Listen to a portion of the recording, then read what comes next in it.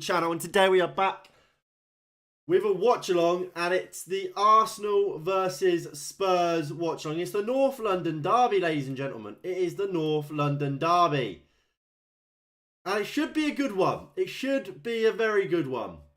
Obviously, league table wise, if I quickly load that up, it is very, very close at the top. Well, that's not what I meant at all. So this is the league table as it stands. So currently, top of the table, we have Arsenal, of course. They are top of the league. They are loving life at the moment in the Premier League. 19 played. Is it? No, sorry. 17 played. Is it 15 wins, 1 draw, and 1 loss? No, sorry. Must be 14 wins, 2 draws, and 1 loss, I believe. That's pretty good. Pretty good. One of the best records at this stage in the season, I believe, ever. Which goes to show how good kind of they've been wank. How good Arsenal have been this year. And Mikel Arteta and that Arsenal team deserve a lot of credit for the job they've done.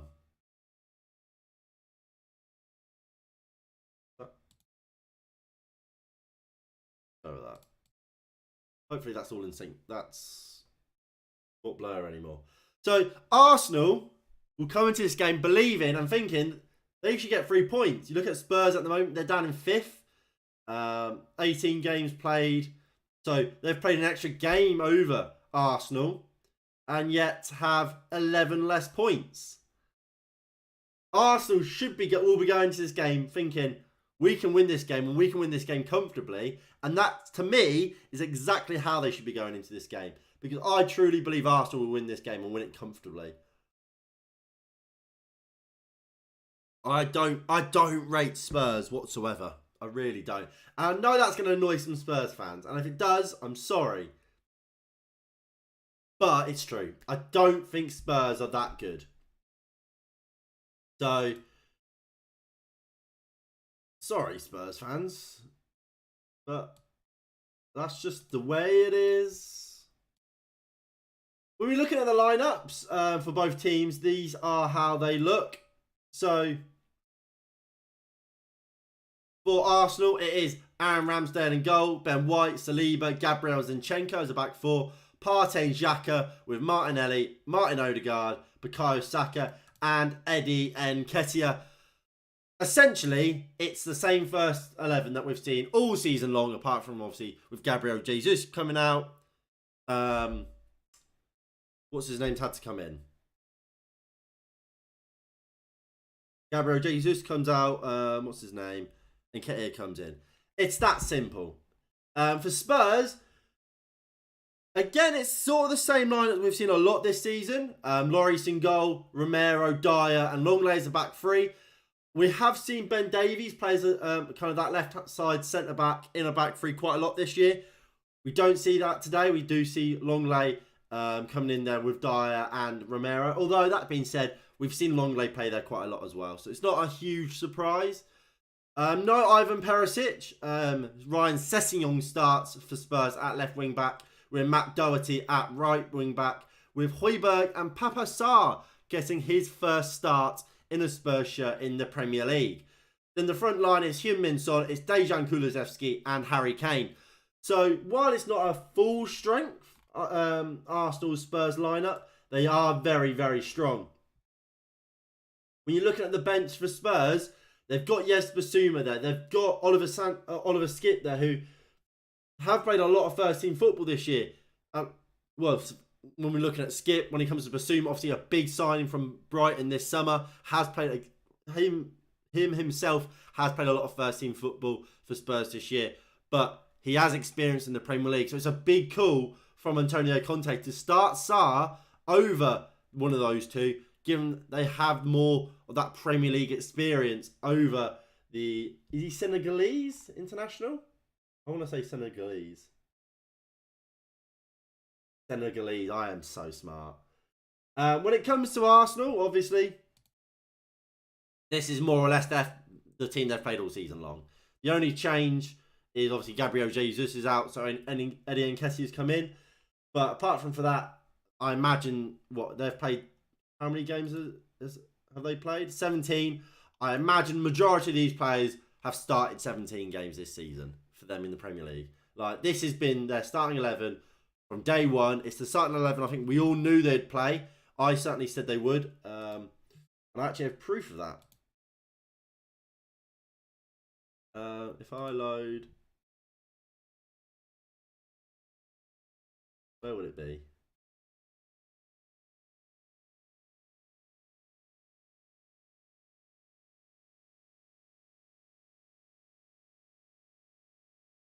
There you go. So that's the start. At the start of the season, that's the team I said they'd play, and that's the team they are playing. So I'm a genius, essentially, is what I'm saying, and I just I know everything there is to know about football. But yeah, so two strong lineups for both teams. On the bench for Arsenal, we've got Kieran Tierney, Emil Smith-Rowe, Rob Holding, Tomiyasu, Fabio Vieira, Lokonga, Marquinhos, Turner, and Matt Smith. Who the fuck is Matt Smith? Who is this guy? Well, he ain't going to come on. If Matt Smith plays today, I will be shocked. That guy, nobody knows who Matt Smith is. If you say you know who Matt Smith is, I call you a liar.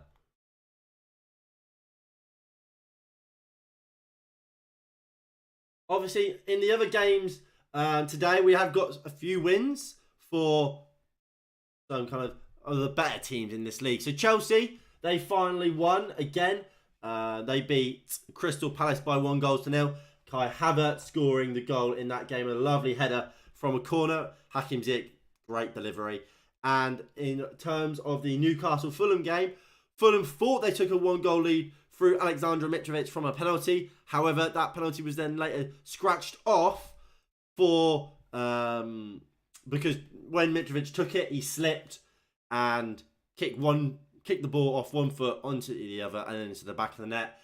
You obviously can't do that from a penalty. The penalty taker can only touch the ball once before another player touches it, essentially. So, given the goalkeeper didn't save it, given he kicked it himself into himself, that the goal gets disallowed. And then Alexander Isak returns from injury and scored the winner for Newcastle.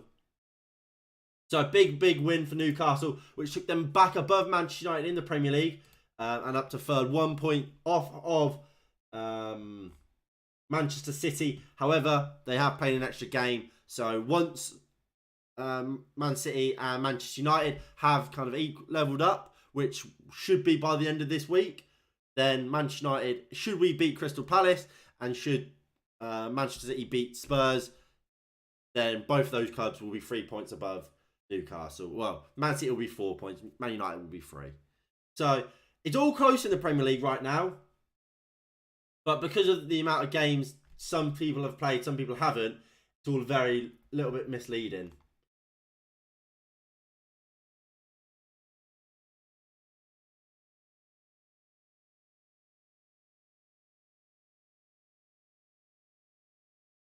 But I mean, I am excited for this game. I have to say, I really am excited.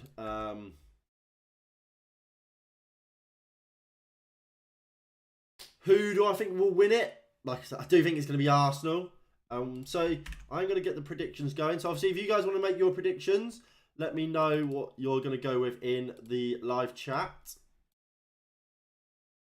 I think I'm going 3-0 Arsenal.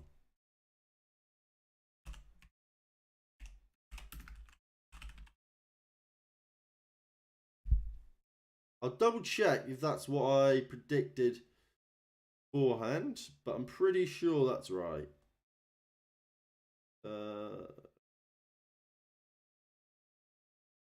Yeah, no, 3-0 Arsenal. That is correct. And I do back that. I do back that as well. Like, I'm not even taking the piss when I say I think I think Arsenal will dominate this game. I don't think Spurs are that good. I really don't. I really don't. So, I could be wrong. I could be wrong. Don't get me wrong. I don't think I will be. I don't back this. I don't rate this Spurs team really at all. I think they play rubbish football. I think a lot of games this season they have been by far the second best team in said game for large majorities of it, and somehow they get a result, especially at the start of the season. That seems to have run out for them. And coming into this game, I think if Arsenal turn up, play at the level they can play, and then we know we've seen them for the majority of this season, they will win the game.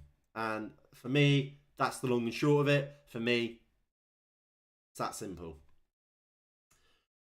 But obviously, again, let me know in the live chat what your predictions are for this game. Do you think Spurs, for me, can cause an upset? Why has my camera done that? I am now all of a sudden really dark.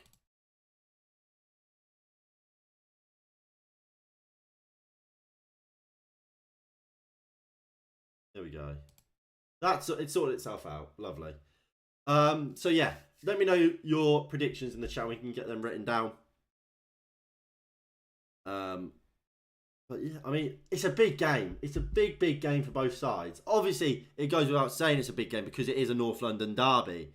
But I'm not even talking about just the North London derby as a spectacle, that it's a big game. I'm looking at the league table and thinking,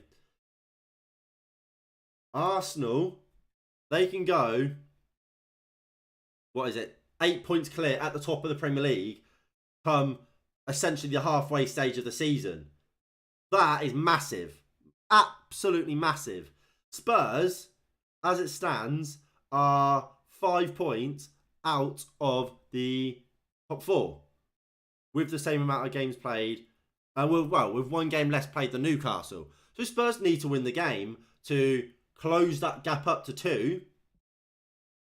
So Newcastle can't just run away with it and kind of take one of the top 4 spots off of, the traditional top 6, let alone Spurs themselves. So it's a huge game for both teams. And I, for one, am really interested, excited in a sense, to see how it goes if my camera wants to focus. Brilliant. Love that for me. I don't know what's wrong. My computer has just been awful today, I have to say. It is just being awful. There we go. So again, to go through the lineups for Spurs today is Hugo Lloris in goal. It's a back 3 of Dyer, Romero, Longley, with Doherty and Ryan Sessegnon as your 2 wing backs. Sarr and Højbjerg starting the midfield too, with Kulusevski, Heung-min Son and Harry Kane leading the line for Spurs. For Arsenal today, it is Ramsdale, Ben White, Saliba, Gabriel and Zinchenko, Thomas Partey and Granit Xhaka in the midfield too, with Martin Odegaard behind Eddie Nketiah, and Martinelli and Bukayo Saka occupy the flanks for the Gunners.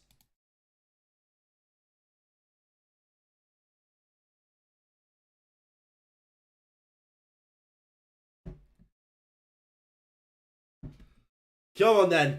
Let's be having you. North London derby time. It's gotta be a good one. It's gotta be a good one.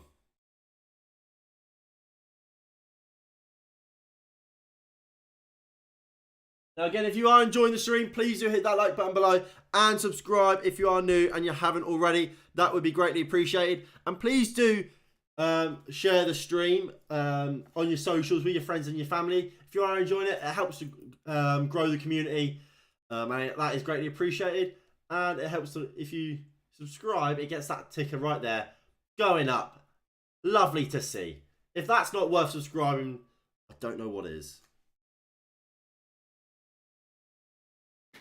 So obviously a little bit more interest in this game is Harry Kane. He is currently the top goal scorer in North London derbies with 14 goals. Adebayor is second, having scored for both sides of of the derby, of the rivalry, I'll say. Both sides of London, maybe. And also, you've got the kind of the added pressure for Harry Kane. Not only is he the top goal scorer in North London derbies, but he is also very, very close to matching becoming the all-time Tottenham top goal scorer. So, if you're a betting man, you'd say get a bet on Harry Kane to score. I am a betting man, but I'm not doing it. And we are underway here in the North London derby. Let's see how these teams get on.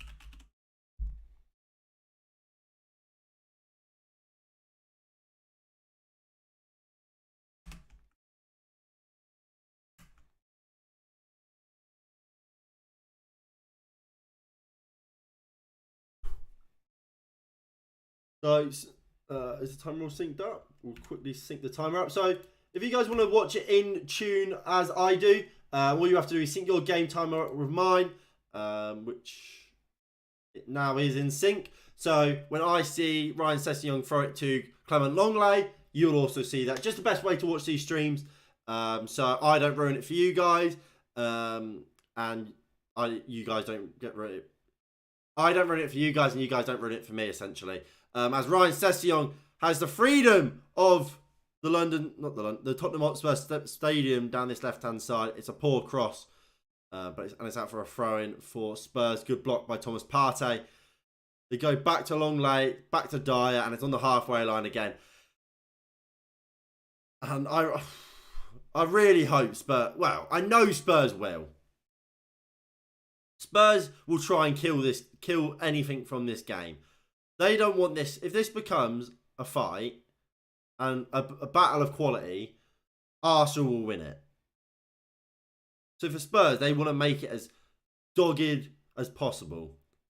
They want to make it really difficult for Arsenal to really get going.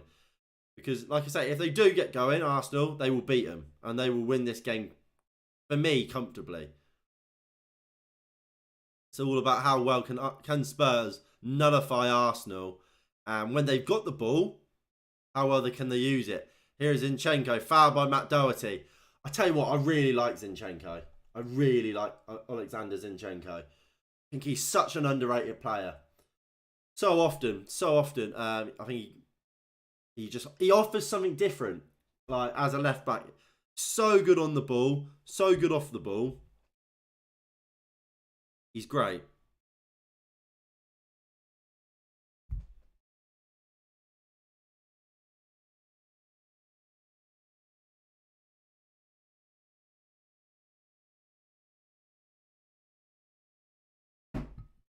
So it's a long ball.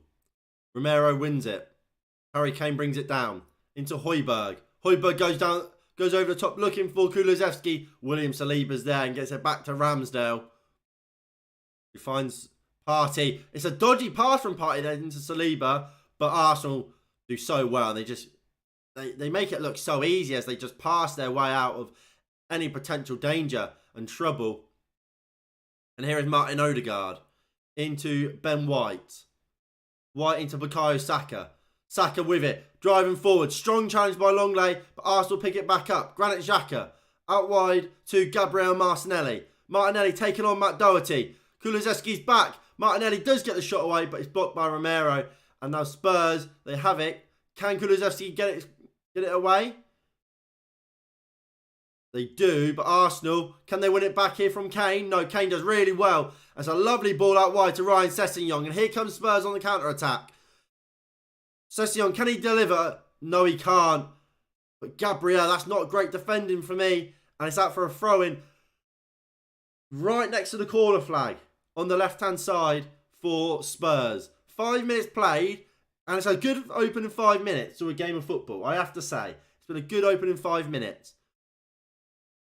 Spurs getting forward, looking dangerous. Højbjerg back to Sessegnon, finds Harry Kane, back to long lane. Spurs go back to the halfway line, as we love to see from a team. Fucking hell, they are so boring, Spurs. No offense, if you're a Spurs fan, no offense, but your team plays some shit football.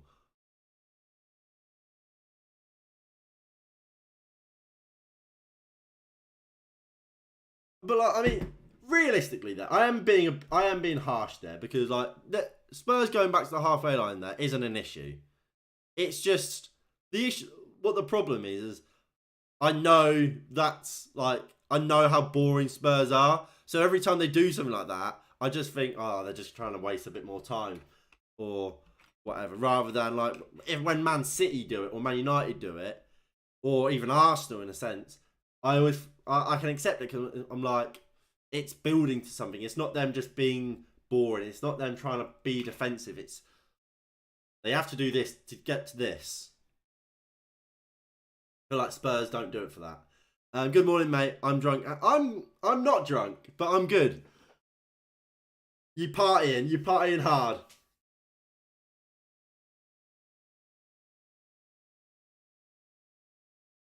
But Arsenal have a corner here. Bukayo Saka will take it.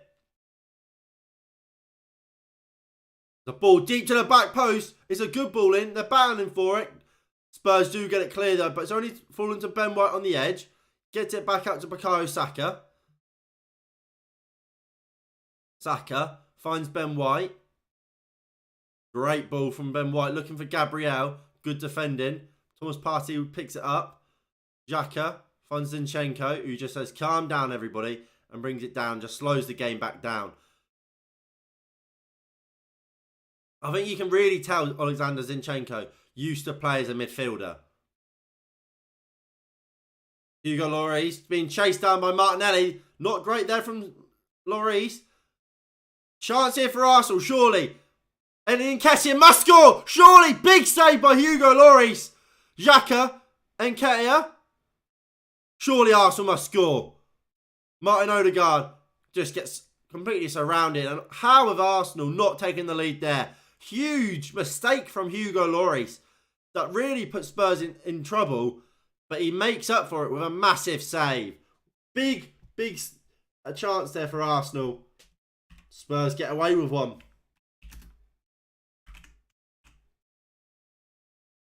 There you go. I'll put you. I think Spurs would take a draw, personally. I really do think. If you offered Spurs a draw right now, they'd take it.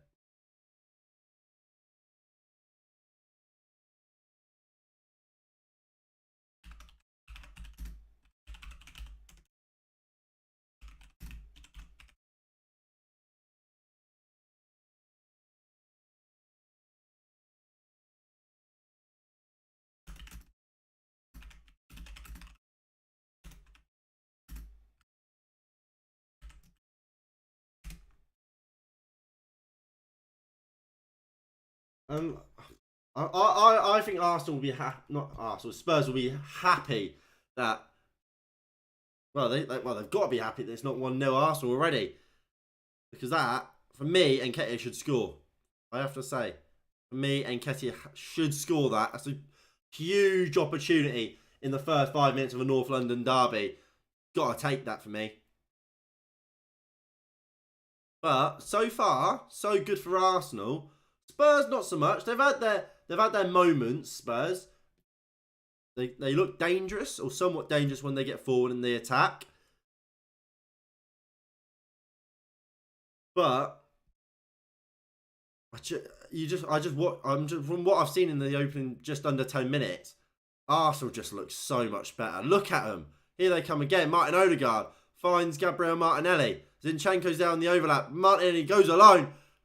Goes down in the box. Referee says no. Obviously, VAR will check it. So if it is a penalty, they will get it. I don't think he'll get it, though. It looked very, very soft. Odegaard finds Nketiah. Odegaard is so good, man. He is so good. Here is Zinchenko. I was going launching a pen laid across my room. Xhaka. Partey. Back to Granit Xhaka. Zinchenko's out on the left. Partey now. Lovely reverse ball into Nketiah, and it's a free kick to Arsenal. Edge of the box. Is Martin Odegaard any good at free kicks? Is Saka good at free kicks? I mean, Granit Xhaka might. I know he's taken some in the past, but do Spurs have that kind of one elite free kick taker?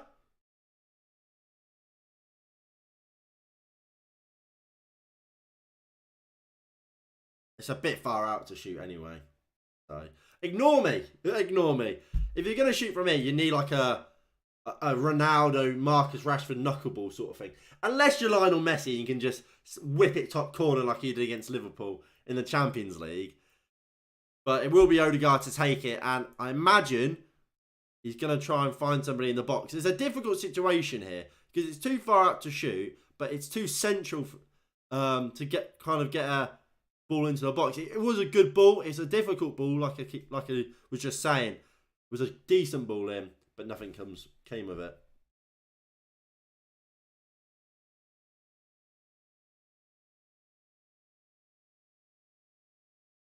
We are fresh in Arsenal next week. Who cares? Come. I can't sit here and start battering Arsenal and saying we're going to smash Arsenal just yet. Arsenal are a very, very good team. They're a very, very good team. Don't get me wrong. I'd love to smash them, obviously, but I can't. I'm not going to sit here and start battering Arsenal just yet. There is a reason they're top of the table, and that's because they are quite good at football, which is a bit of a shame. Ramsdale off his line really well there, and I think that's look, as much as I like David De Gea, and I'm a massive fan of him, and I think he's had a good season, things like that is kind of the standard for a goalkeeper nowadays, and why David De Gea either needs to learn to be that type of goalkeeper, or why he will be moved on at some point, because that's top goalkeeping. That's rushing out and not just kind of dealing with the danger straight away, not making your defenders have to do a job or do their job. And at the end of the day, that's then, if you, by being proactive, you're then saving yourself a job potentially in 30 seconds time, when you're then not going to have to try and make a worldy save into the top corner because you've got the ball already and kind of dealt with it. But Spurs have it now. It goes into Clement Longley, Sessegnon. You can see both Arteta and Antonio Conte on the touchline just barking orders out down to his team, or to their teams. As Hugo Lloris goes long looking for Harry Kane. He gets the flick on, but Zinchenko gets there before Kulusevski. Offside was given, but Arsenal take it quickly. And here is Ben White now. Into Bukayo Saka, who's nice and high. That sounds a bit weird. Here is Partey. Zinchenko. Martinelli. Xhaka moves it back into Zinchenko. Goes across into Saliba. Ben White. Here is Saka gets dispossessed, and here's a chance for Spurs now. Harry Kane moves it out wide, looking for the run of Kulusevski. Zinchenko will get there first. He's so good. If Saka gets another yellow card today, he will be out against us. Will he? Come on, Bukayo Saka, get booked.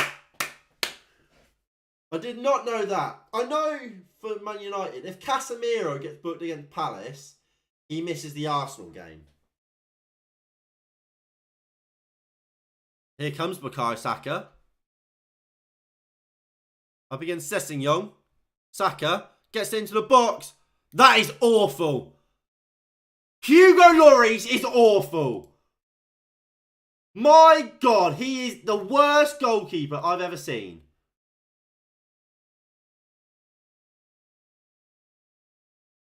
Hugo Lloris is dreadful. Saka puts a cross in and Lloris palms it into his own net. That is dreadful.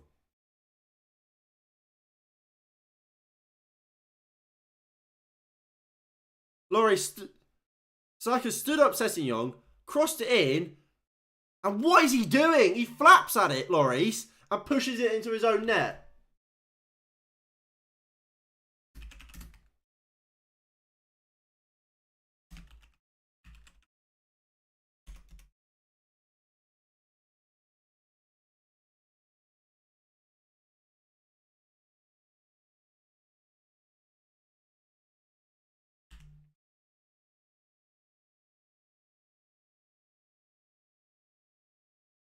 Fuck me.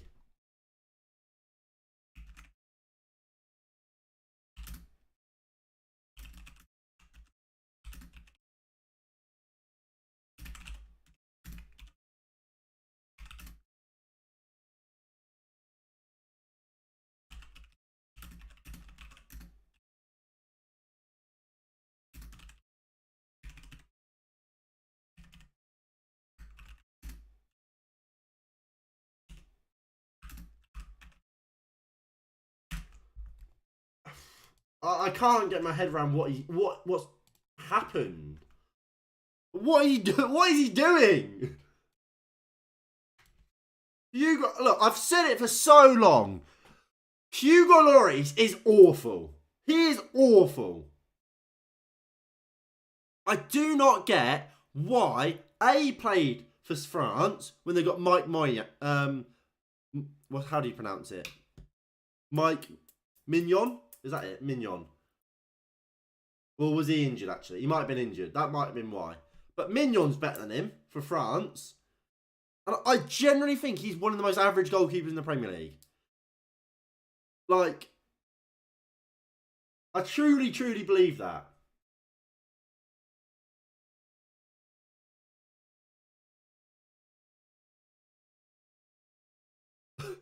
I just think he's so average.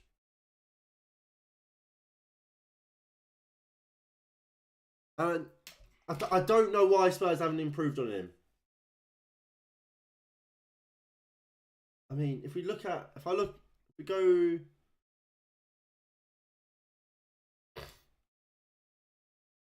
Right. We'll go through the Premier League and we'll say who's got a better goalkeeper than Lloris. Arsenal do.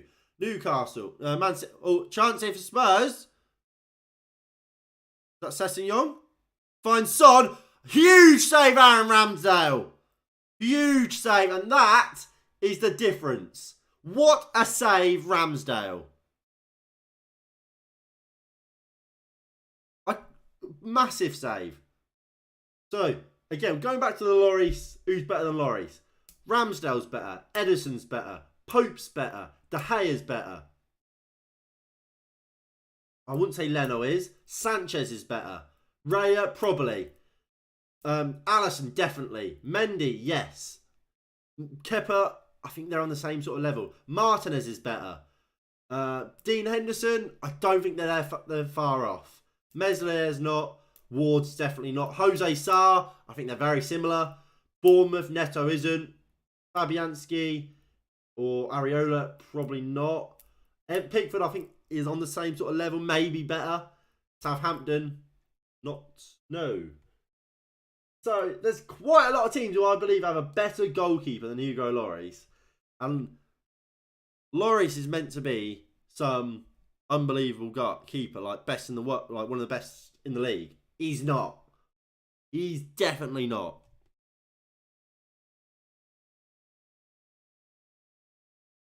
I just think he's so mistake prone. It's unreal. Like he will make the occasional good save, but already today he's played a shocking pass, got closed out when getting closed down by Martinelli, which put Arsenal in massive danger. And it was only in the end he made the save to make up for it, which fair enough, he made up for it. But like I say, Nketiah should score, and has then just flapped it into his own net. And we're 20 minutes into the North London derby, the biggest game of Spurs this season, and he's fucked it that badly already.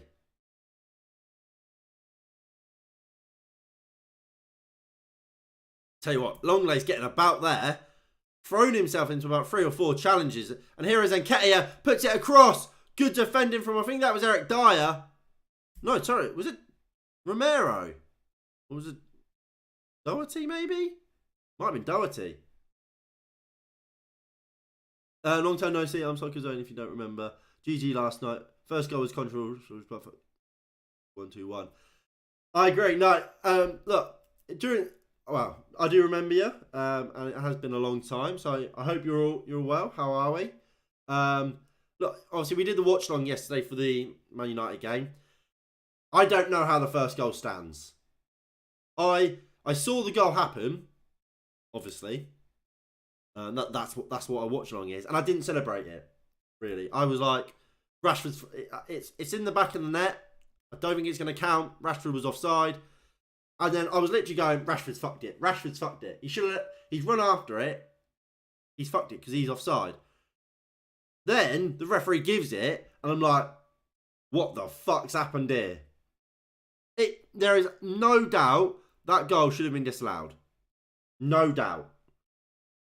And I see other United fans on Twitter going, oh no, it should be allowed, and then showing like other clips. So back in like the 2016 FA Cup final, or wait, was that the year Man United won it? In one of the FA Cup finals, Arsenal played Chelsea, and Sanchez scored in a similar situation.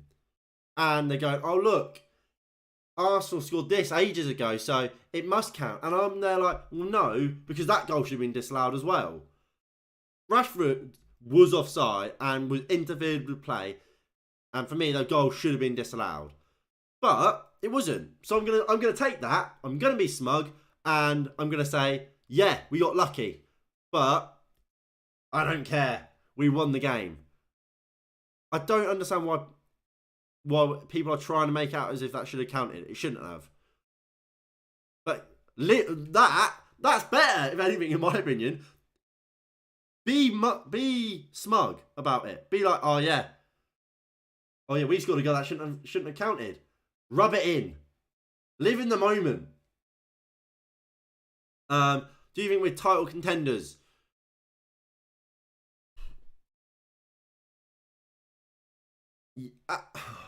It's hard. Because right now you'd have to say we are, because of how close, because we're 1 point off City, and most people would argue City are title contenders, even though as it stands they will be 8 points behind Arsenal, and we're only 9. And that is, for what's left of the season, we've still got a whole other half of the season. That is, you can make that back up. Especially given that next week we play Arsenal. But, do I think throughout the season, especially come the latter stage when we're playing Europa League every week, we're playing FA Cup and then Premier League, do I think we'll be able to keep up the level and stay in touch with Arsenal and Man City, who, especially Man City, they have a much larger squad than us. Arsenal, their squads are about the similar to us, but they're further along in their project. Probably not. And I think Arsenal, if they're still top of the league and still got a bit of kind of leeway, then Arsenal will just say, fuck the FA Cup, fuck the League Cup, fuck Europa League. We're concentrating on the league and we're going to win this. Whereas Man United won't be in that situation to be able to do that, so we'll prioritise Europa League, for example. I don't know either. He was basically shielding the ball, which is why the defenders didn't challenge. Which is that, but that's what I mean. Basically, you can be offside as you want if you don't touch the ball and a teammate grabs it. But it is offside. But that's the thing. It is offside. It should have been by all laws. That should have been offside, because it's the rule. The law is essentially: do you influence play? Is that player fucking hell, Partey? Partey has just dropped, the ball's dropped, edge of the box. First time on the volley, smacks it against the post. What a shot. That would have been goal of the season. That would have been goal of the season. But essentially, what the law is Are you, from an offside position, influencing play? So has your positioning or have you done something that has impacted what has happened? And of course he has. He has shielded the ball, meaning that Kanji can't get there. Ederson has to, Rashford realistically is the one that looks like he's going to get the ball, not Bruno. And as such, Ederson as well. So not only can a Kanji not get to the ball because Rashford is in the way, but Ederson is also having to get ready for Rashford to shoot. And you can see that from how early on Ederson is set to try and make a save before Bruno's anywhere near the ball. Rashford, by being in that offside position, has influenced both Akanji and what he can do and Ederson.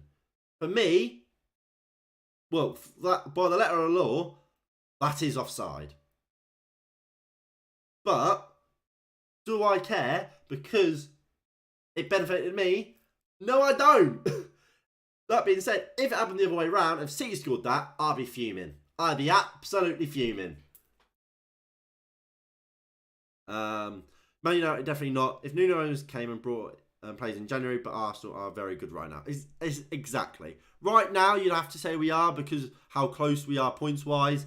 But long term, I don't think we will be. Come April, no, I don't think we will be.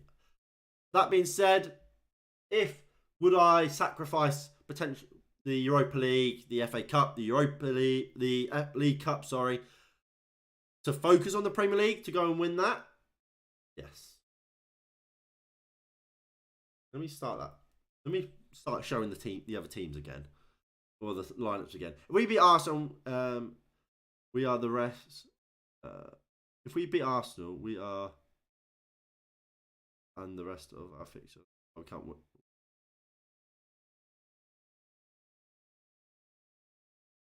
Well, realistically, you're never going to win every game. That the idea of that you'll win every game is stupid, because no team has ever done that, ever. In any league, in any division, no team has won every game. The idea that of going invincible, even, so that's saying we're not going to win every game, but we're going to draw a game. Again, it's such a stupid theory, because how often does it happen? It doesn't happen. We can kind of match Arsenal, but the issue is we don't just have to match Arsenal. We have to better Arsenal. We don't just have to match Man City, but we have to better Man City. That's the issue. We're not just saying we have to win every game. We have to say we'll win every game, but Arsenal and Man City have to drop points as well. And one of those two teams, they have to play each other. Arsenal and Man City have to play each other twice. So at some point, one of those teams or both of those teams will drop points. One of them will drop points twice. Maybe both teams will drop points twice if they draw both. Maybe one team will drop 6 points. So both of those teams will drop points, but we also have to play Liverpool again. And as much as they are playing awfully right now, I'm not sure when we play Liverpool, but it's going to be a hard game. There's no guarantees we win it, especially at Anfield. We have to play Chelsea again. We have to play Brentford again. We have to play Brighton again. We have to play Fulham. We've got a lot of hard games still to come. And with all the competitions we're in, with the depth we have, obviously Weghorst's signing is big, but we don't know how he will turn out. We haven't seen him play. I mean, we can, but I'm definitely not ever going to get my hopes up.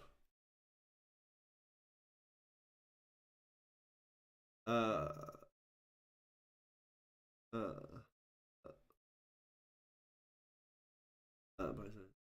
by the way, players now are fucking expensive. Mudryk, I've never heard of him within 2 weeks.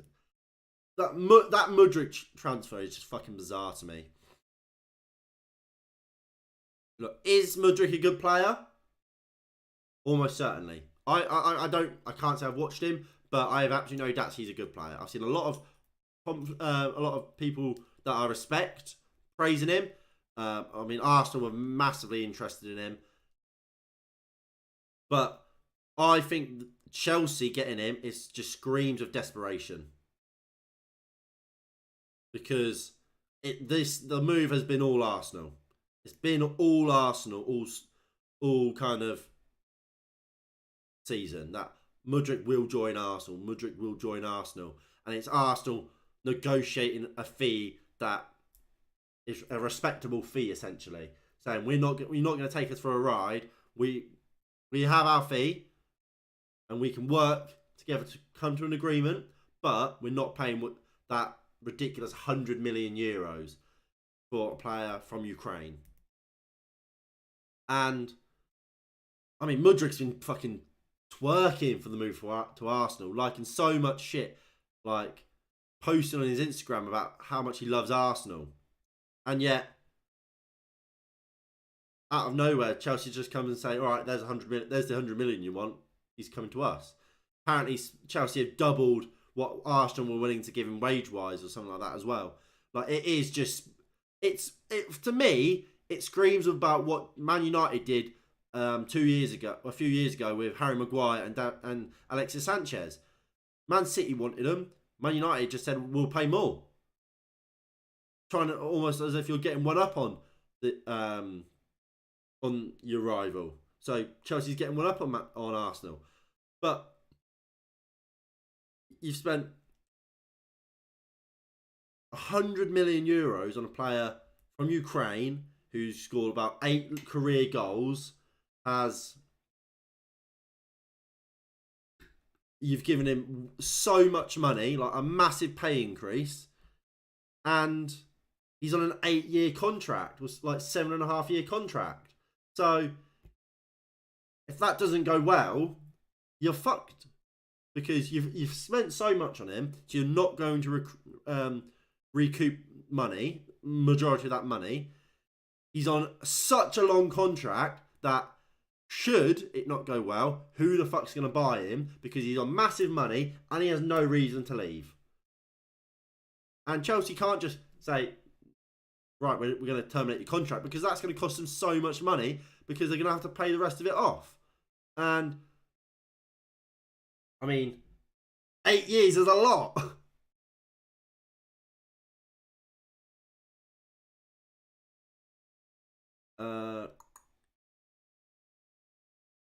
I mean, we draw. We said we should have beat Chelsea before at Stamford Bridge. We didn't. I'm realistic. The best time to play those two teams are now, and we're not. So I still think at some point they'll get back to their best. Newcastle. I would still be more fearful of Liverpool and Chelsea than I am Newcastle. Well, we should have beat Newcastle when we played them earlier in the season. I'm excited for my team Barcelona against Real. I'm definitely not confident, but we can do it. I think Barcelona are very good. I was surprised they got knocked out of the Champions League. I like Barcelona. It's being played in Saudi Arabia, isn't it? I don't like that. I don't like when your domestic cups are being played outside of your country. Mate, it's a Spanish cup. Play it in Spain. Eric has made Old Trafford a fortress again. He certainly has, Eddie. Certainly has. It's, what, is it 10 home wins in a row? That's mental. Also, the player Mudryk, I don't get choosing Chelsea. So many transfers already in Arsenal first. Well, but that's yeah, it's like I say, it's just desperation. It's kind of, he wanted Arsenal. There's no doubt about that. He wanted the Arsenal move. It didn't happen. Whether that was, well, obviously Spurs weren't, not Spurs, Arsenal weren't willing to pay the money Shakhtar wanted. But if he had rejected Chelsea, said no, I want Arsenal and only Arsenal, would a deal have been sorted? I'm inclined to say yes. So I don't get why Mudryk went there either. I think it's a strange move all round. Really, I really do. All over the top. Lloris does well, collects it. Money ruining football. Yeah, definitely. Ronaldo earns $6 per second. That's mental, isn't it? Mental. But I respect Ronaldo for it. Like if you can earn, if you get offered that and you can earn that, go for it. Like, but it's just crazy. Odegaard shoots 2-0. 2-0. How? This guy is too good. Martin Odegaard is so good. And that's 2-0. And Arsenal are running away with it.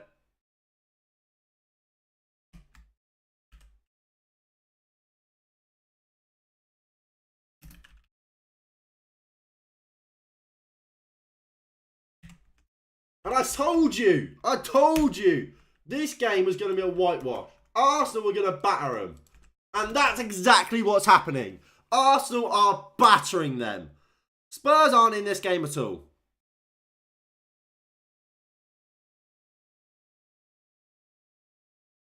Spurs are not in this game at all.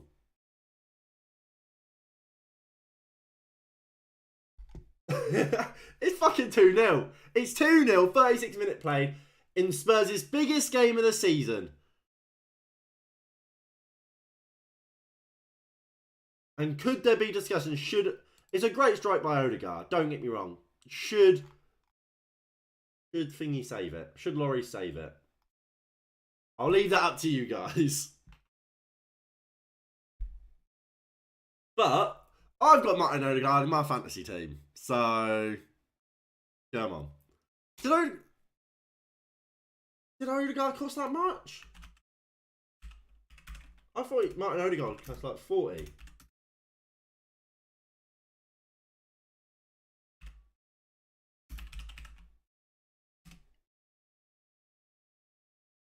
No, yeah. Can't read that. Brilliant.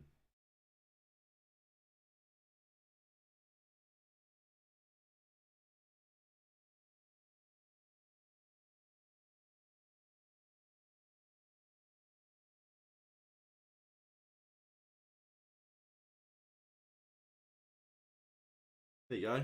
Yeah, Odegaard only costs like 35 to 40 million euros. We're talking the same currency as well. And look at the like, great signing, great signing.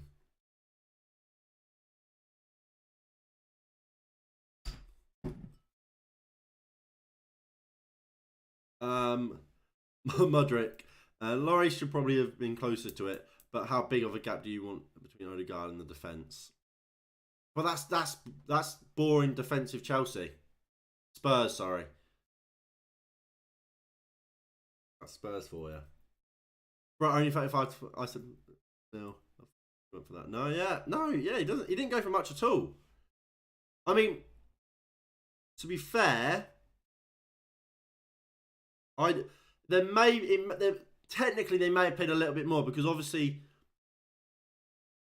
they had him on loan the year before, didn't they? They loaned him in January and then brought him in the summer.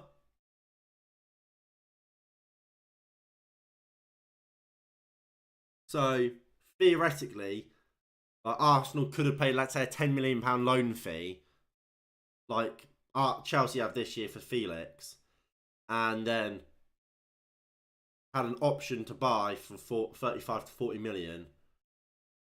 So generally that takes it up to about 45 to 50 million they've spent on him. But technically the transfer fee itself is only 35 to 40. But that could all be bollocks. I don't know if there was a loan fee or what happened in regard to said loan, and if that had any kind of big part to play in the transfer.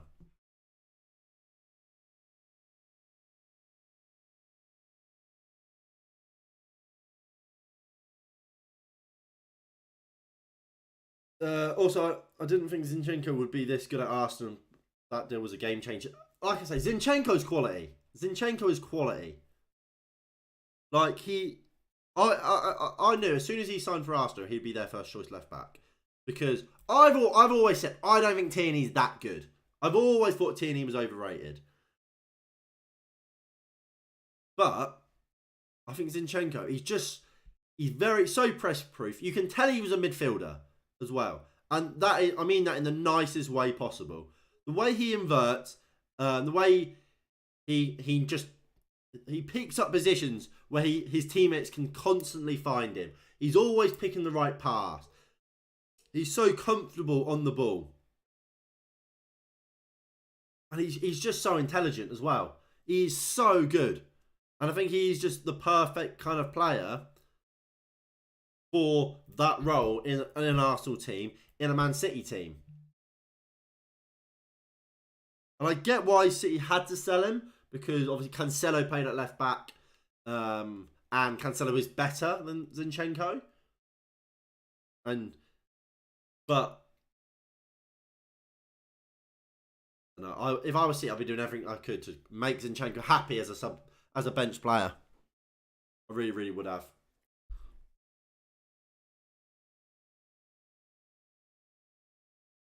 But we have a free kick here for Arsenal. Bukayo Saka was sound. Well, yeah, I think that is one of the biggest compliments you can pay to Zinchenko as well. Like I say, everyone's like obsessed with Tierney and think that he is amazing. Like I said, I've never been a big fan, but people forget Tierney's even at Arsenal because of how good Zinchenko is. Like if a player's doing badly, you always think, oh, imagine why did he not play? But nobody remembers Tierney because of how good Zinchenko is and how well he's been playing. As Odegaard fires a free kick straight into the wall. I just think Arsenal have done so good business over the years. And like even last summer, I said they had a good summer. I thought they didn't cover all their problems, but last summer, I'm talking when they signed like Tomiyasu, when they signed Ramsdale. I remember I did a deadline day stream where we was literally live for like 6 hours, 6-7 hours across the day. I think we did like a 3.5 hour stream in the morning, or it's early afternoon, and then we left it for like an hour and two, then came back until deadline day and a couple hours after deadline day closed, just to kind of get all the last minute moves in. And we went through we kind of ranked all of the transfer windows. I gave Arsenal a high rank because I think they clearly have a type of player that they're looking for. They're looking for young players that can already make a difference in the first team, that will grow. And that, in the year they signed Tomiyasu, was clear. Tomiyasu, I don't think he's very old. He might be quite old, actually. I think might be like 25, 26? 24. He's 24, so no, he is young. Tomiyasu, young. And they signed Sambi Lokonga, who was very good. Who I was very impressed with at the start of last season, even though they were losing games. Ramsdale, young. Ben White, young. I'm sure there's people I'm forgetting about. Can't remember exactly who they signed. Ramsdale, young. They were clearly signing young players that could grow, could kind of instantly go into the first team. And, well, Odegaard, he's another one. But they were laughed at for some reason, saying, oh, they're doing awful business. And I was there like, no, I think this is... Well, I don't think they've kind of sorted all their problems. I think this is a very good window for them. And then this summer, it was somewhat the same sort of process. They got in Marquinhos, who was young. Gabriel Jesus, how old is he?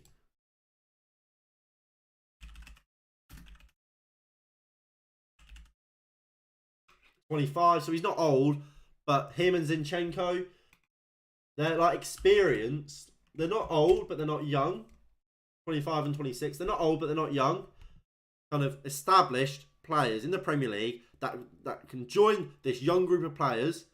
And generally, year by year, you want to start signing a slightly older player because you got Saka, you got Martinelli, who are all these young players that are playing first team football. They're getting year on year older, so they're going to be at a point when they're going to be ready to start competing for titles. So you need to introduce those established players that can and will push the team on to do that. And I think that's what they've done. And that's why it's no surprise to me that we are here right now where Arsenal are top of the league. They're going to go 8 points clear top of the league. And they're embarrassing, I would say, Spurs in the North London derby.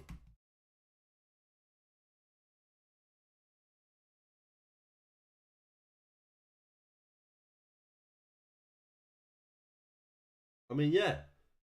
As we approach half time, 2-0, 9 shots to 2, 3 on target to 1, 57% possession. North London derby at Spurs' ground, and Spurs have not got a thing. And look, I mean, obviously we watched the Man United game yesterday, and Man City dominated the ball. But what Man United did so well is we didn't let Man City do anything with said ball. Arsenal are having it all their own way. They're having they've got so much of the ball, and they're able to do whatever they want with said ball. Like, they are just attack upon attack, wave after wave of attacks for Arsenal, and Spurs are just trying to hang on. About Japanese players, because you mentioned Tomiyasu.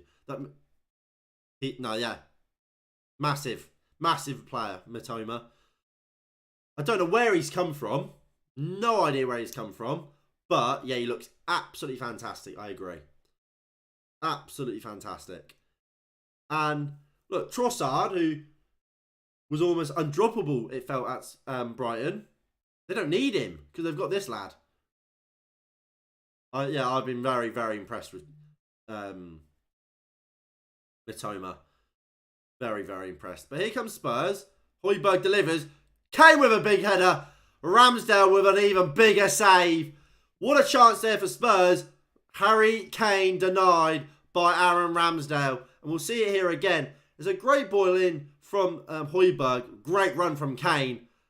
Don't know what Gabriel's doing. Why he slides in, I don't know. But he lets Kane win the header.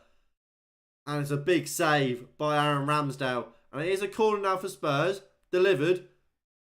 Højbjerg volleys all the way wide. And that surely is going to be half time. Højbjerg's gone down. Saying he's been kicked. Ramsdale saying, get the fuck up, mate. You're blagging it. I mean, I didn't see it, but it didn't look like anything had happened. No. Saliba just catches him as he tries to get out of the way. It's nothing.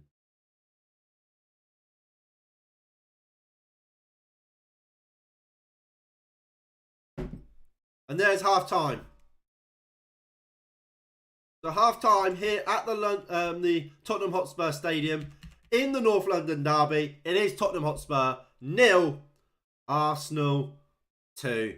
And Hugo Lloris will go into the change room and he better be apologising to his team because he has absolutely fucked that first half for them. Awful goalkeeping for the first. I mean, I haven't seen the second again, but I always feel if you get beaten from that sort of range, you should probably always do a little. The goalkeeper's got to take some sort of blame. Trossard wants a transfer, apparently. That's why he didn't get picked. But he's making a very wrong decision, I feel like. I feel like Trossard at Brighton can shine. Yeah, no, I mean, yeah, I don't see where he goes from Brighton. I mean, yeah, we'll get the league table up. Like, where's he expecting to go? Like, he's not a Spurs player. He's not, looking at the league, he's not a Fulham. Well, he is a Fulham player. But he's not a Tottenham player. He's not a Man United player. He's not a Newcastle level player. Well, potentially Newcastle. at the moment. Like I think but he's not a Man City player. He's not an Arsenal player. He's not a Liverpool. He's not a Chelsea player. So I don't think he is a traditional top 6 player or top 6 thingy like caliber player. So why leave Brighton right now when they're in 7th? And yes, they probably won't finish 7th, but they're doing so well. Why would you want to leave that? Didn't expect free promotion teams to be doing this well. Well, I mean, they're not all. Well, Nottingham Forest are doing all right. Who else got promoted? Nottingham Forest. Bournemouth will get relegated. Fulham, I agree. Fulham are doing really, really well. But look, like I've said before, their league position is a little bit exaggerated. They're the only team to have played 20 games, I believe. Yeah, they've played 2 games more than some teams. They've played 3 games more than some teams. They've played 2 more games than, and obviously some they've played 1. So, for example, Brighton, they have 2 games on Fulham. Brentford have 1 game on Fulham. Liverpool have 2. Chelsea have 1. So, should all of those teams win their games in hand over Fulham, Fulham would drop down to about 10th. Potentially 9th. 9th or 10th. Maybe 11th. Yeah. So, Fulham are doing really well, and I'm not taking anything away from them, but a bit of a false league position because of, again, how fucked this league table is, and with so many teams having played games and some teams haven't played games and so on. West Ham are having an awful season. How David Moyes still has a job, I don't know. How Frank Lampard still has a job, I don't know. Those 2 need to get sacked. We are halfway through the season, halfway through January, where you can make changes to your squad for a new manager, and both managers who are massively underperforming are still in jobs. What is going on? They need to be sacked. And on that bombshell, I'm going to be just back in the mo because I need to go fill my bottle up. Well, my glass up. So, get involved in the live chat. Let me know. Write anything and we'll get back. We'll have a little chat about whatever it is. If you want, just tell me about how bad Spurs are and how Arsenal are actually going to go win the league, aren't they? Right, I'll be right back.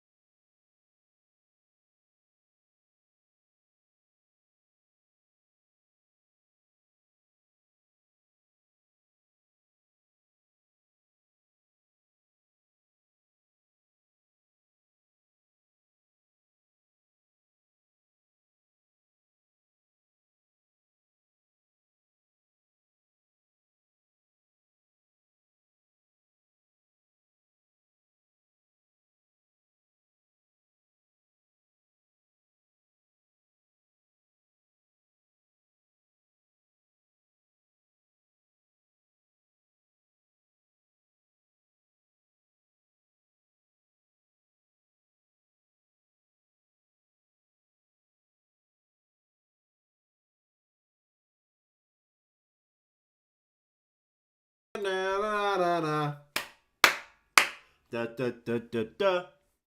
Da, da, da, da. I mean, West Ham are underperforming, but they're managing to save it. Lampard is just shite, just like Gerrard. I mean, I've never been a big fan of Lampard, I've got to say. When we had the whole, the Arteta, Lampard, Ollie debates, I always went Mikel Arteta, Ole Gunnar Solskjaer, Frank Lampard.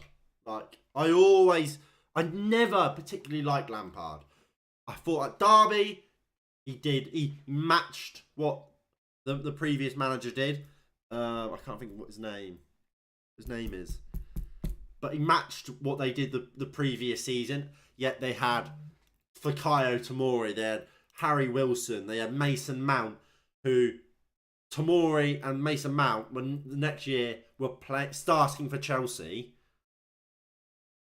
So clearly they weren't championship players, especially come the end of the season, and yet they matched what Derby had done previously. He went to Chelsea, got battered 4-0 on his debut and his first game there by United. They played all right football. I was never massively blown away with it. Then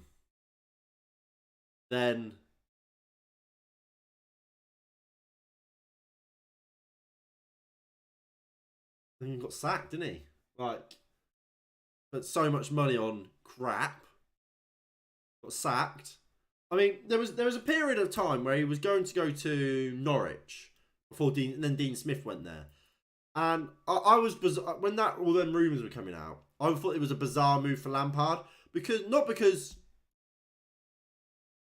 I thought Lampard's too good for Norwich, but in a sense, that as well, because I thought, is Lampard better, a good enough manager for Norwich? Or no, too good of a manager for Norwich? No, I don't think he is. But at the same time, what I did think is he will get another big job, or a big team will come in for him, and it always happens, and that's what did happen with Everton.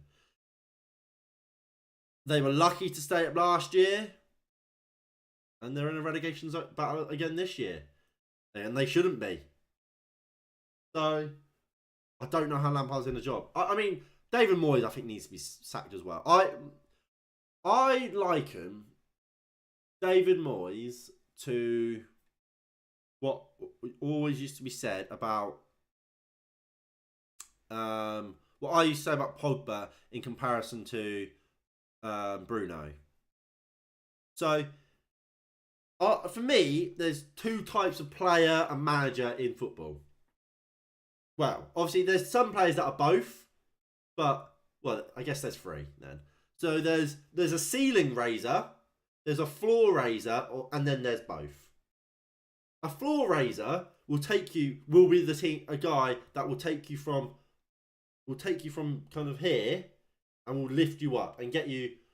So essentially what Moyes did, took them from a relegation fight or battle or whatever, got them to Europe.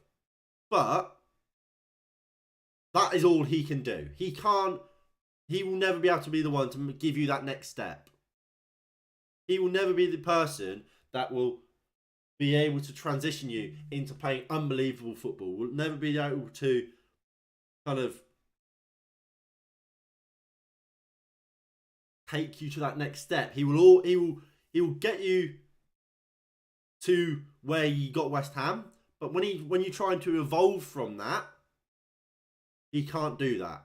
And that's what Bruno Fernandes did for Manchester United. He took an underperforming group and took them up here. But with Paul Pogba, he's a player that raises the ceiling. So the potential of that group of players is higher when you've got Paul Pogba in it than without. But the standard of that team is better with Bruno in it than without. That makes sense. I know what I mean. So Moyes will have that standard and will raise it, so they will be good. But they've signed all these players to play a certain attractive style, and Moyes can't do that. Moyes can't deliver that. They're at a very good level right now. They're having a bad year. They're at a good level. But if they want to take that step further, I don't think Moyes is that person.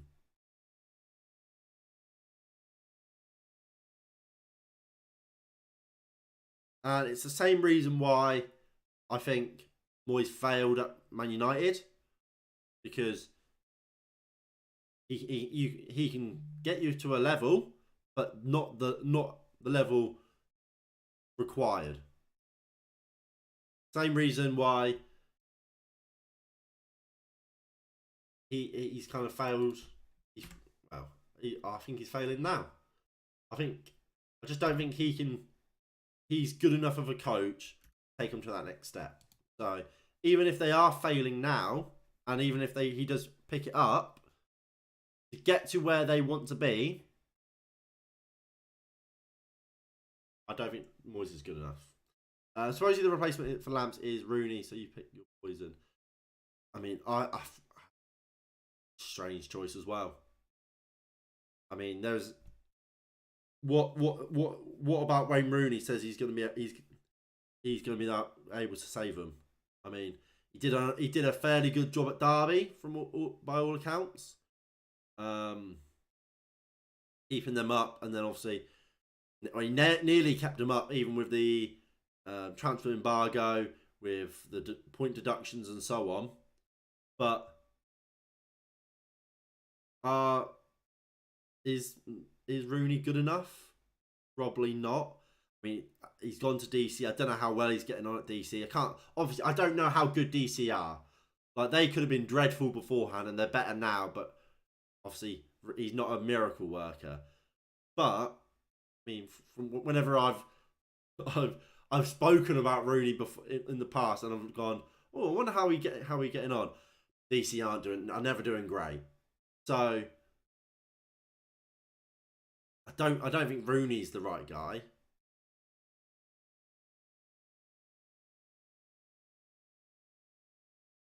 I mean, it's gonna sound a bit crazy when I say this. I don't think it's the worst idea in the world for Everton to go, you know what, David, I know you're currently level on points with us in the league, but West Ham, they don't want you. We want you back. I don't think David Moyes to Everton would be a bad move whatsoever for Everton. I really don't. As Kulusevski just floats one over the bar, good chance there for Spurs. Because, like I say, Moyes will do you a job. He will get Everton back to just about where they want to be. He will do that. And then if they want to move on from Moyes again, like I think West Ham should, they can.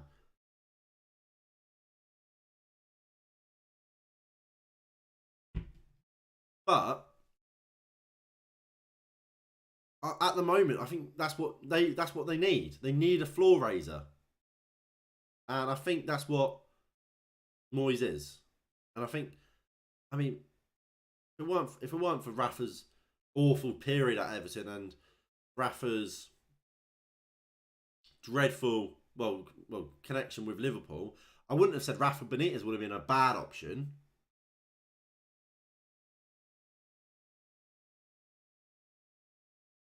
You know, I can't think of any other managers that are free. Like, obviously, Poch ain't going to go. I mean, Poch might go to West Ham. If it wasn't for the Spurs link, I would say it'd be a great idea. And if I was Spurs, if I was West Ham, I'd be going for it and saying, doing all I can to try and get Poch. But I don't see it happening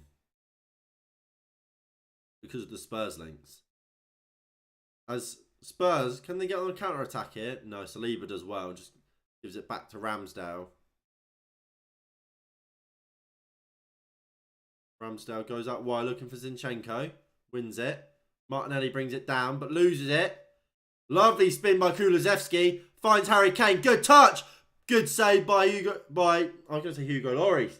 By Aaron Ramsdale. I think it's a comfortable one, but it's a good save nonetheless. And an important save, and a save he had to make. So, as it stands, Spurs 0, Arsenal 2 still. But Spurs growing into the game.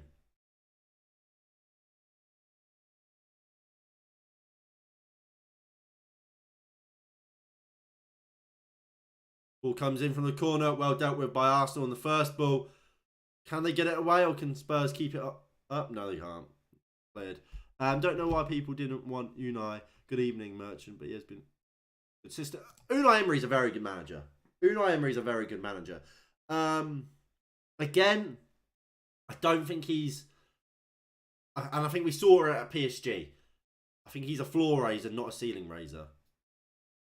He will get. I think he's a better floor raiser than, what's his name? Dan Moyes. He will take you. I think Unai Emery will take you further than, what's his name? Dan Moyes. But I don't think Unai Emery's a top level manager. Like for clubs that want to be kind of competing for league titles and what have you. I don't think that's Unai Emery's that guy. But someone like an Everton, I think he's like, Aston Villa's perfect for him. Great save by Ramsdale again to deny Ryan Sessegnon.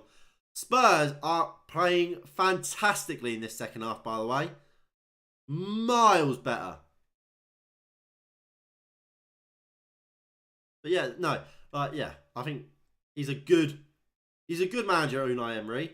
I don't think he'll ever take you to, you could ever do something that like a Pepper's done, Ten Hag has done. I don't think he's on that caliber of a level, but I think he is a good player that will make you better.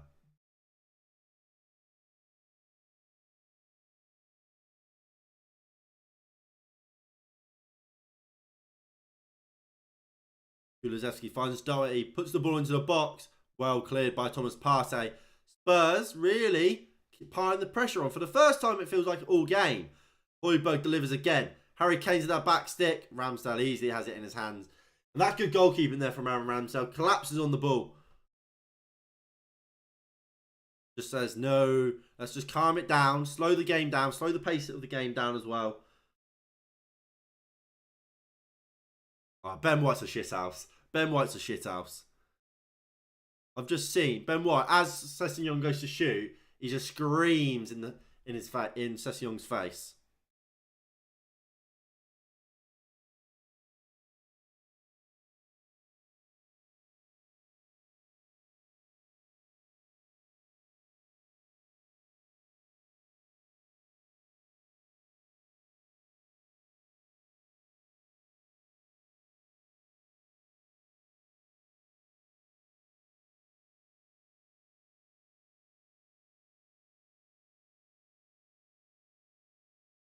Conte definitely did some magic speech.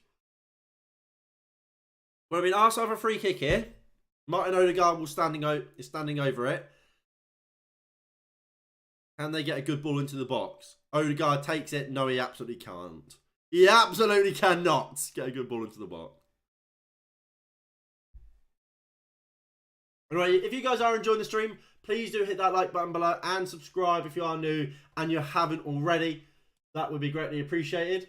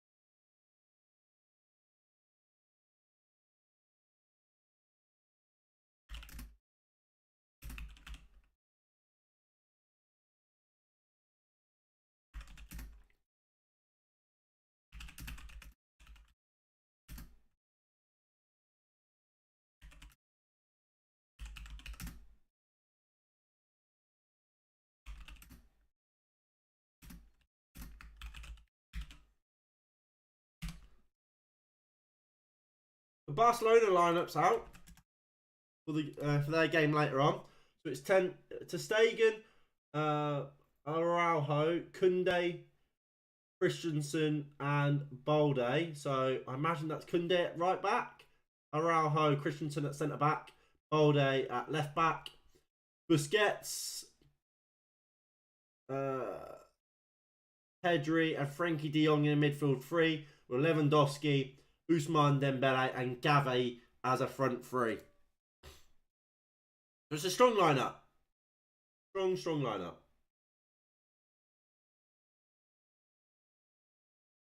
Big chance there for Spurs. Big chance for Spurs there. Shit. I didn't mean to close that. Good. I'll tell you what, I do really like Kulusevski. I think he's a very good player. And Spurs really did miss him while he was out injured.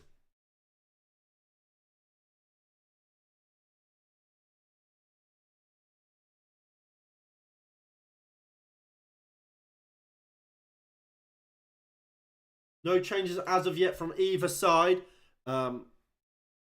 Obviously, a very poor first half from the Spurs, but they come out much better in the second. Like I said, no changes in terms of lineup from Spurs.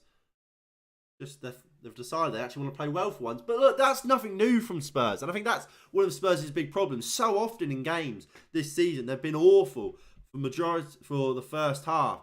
And they've come out in the second half, but just been much better. But that's why they're currently fifth and no longer in the top four. Because you can't get away with doing that. You can't get away with playing badly all the time in first half and coming back in the second. As Nketiah has a chance. It's just tame effort. Very good first touch. Take him away from the defender. And he curls one, but straight into the arms of Hugo Lloris. But, I mean, I remember Manchester United a couple of years ago were the same. We almost accepted at half time, oh, we'll be losing or we'll be playing awfully, but second half we'll come back and we'll win the game. And we were second half FC.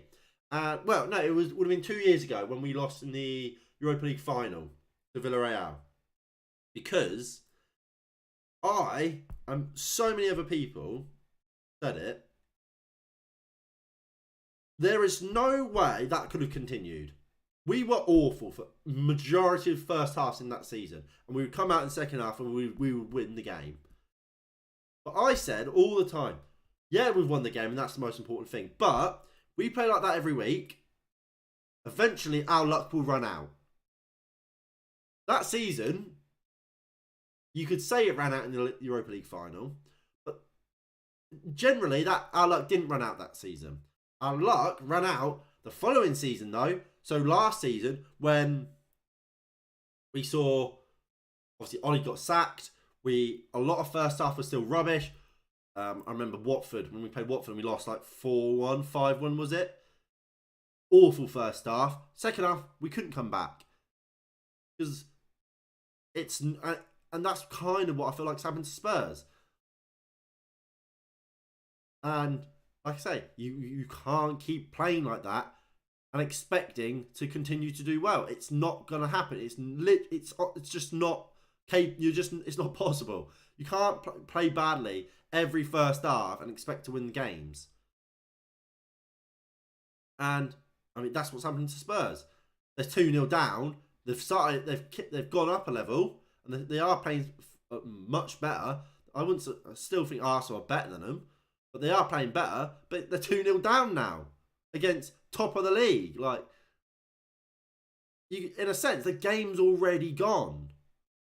As Kulusevski has a chance here. There's a great opportunity on the counter-attack here for Spurs. If Kulusevski can pick the right option. Can't, because Granit Xhaka's there on the defensive. Brilliant from Granit Xhaka there.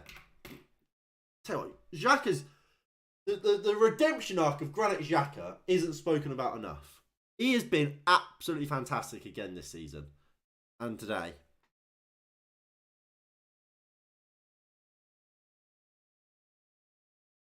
What a bloke.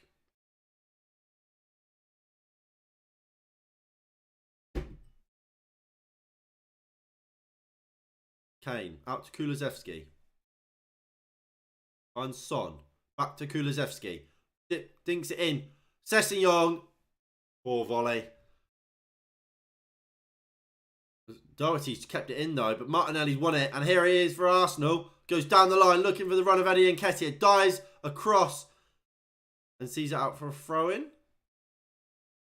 Sort of playing him as a DM and let him run free. Now he's liked by Arsenal, so up the board. Yeah, no, I agree.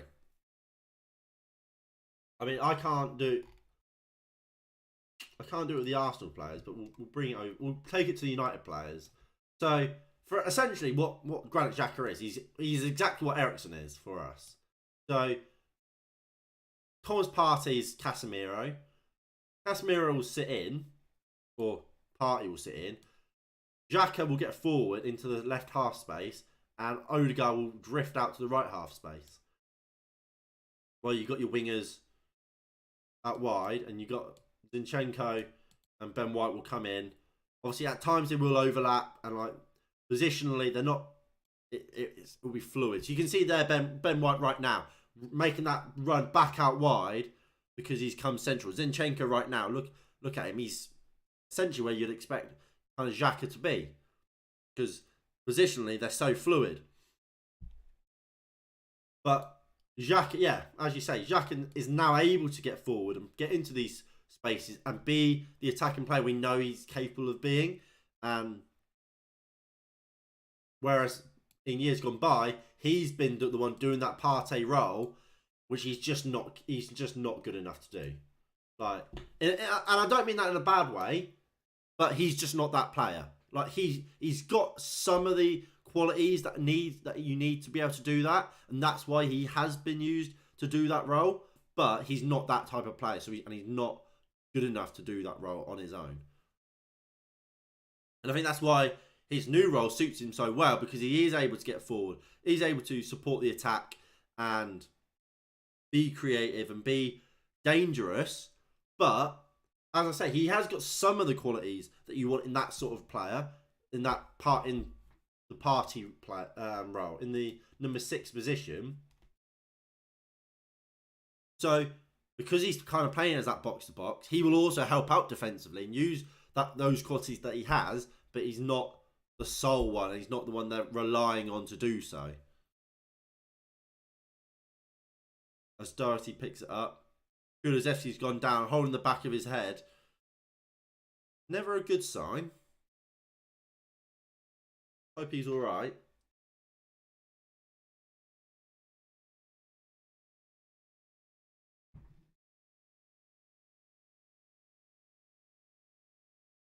I mean, look, you can already see in the second half, they've already had more shots on target, over 3 times the amount of touches in the penalty box, in the opposition penalty box. Like, they've stepped up their game, Tottenham, and they've been a little bit more direct, which I like. They're not kind of fucking around with it as much and whatever. They're trying to be direct, try and get it in the box, try and cause as much problems and as much havoc as possible. And here comes Martinelli. Can he get it past Doherty? He can't, and Romero will bring it out. And again, they go long to Kane. Kane wins the header, but who's there? Thomas Partey.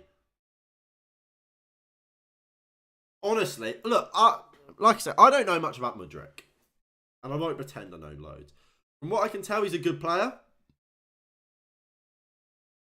100 million euros for him. If I was an Arsenal fan, I'd be saying let him out. Let him have him. Because realistically, they've paid for me, you guys were paying over the odds, and you've refused to pay 100 million. Like, even 100 million for Arsenal was, fuck that. That is ridiculous. And Chelsea have gone, yeah, you know what? We'll pay that. We'll pay.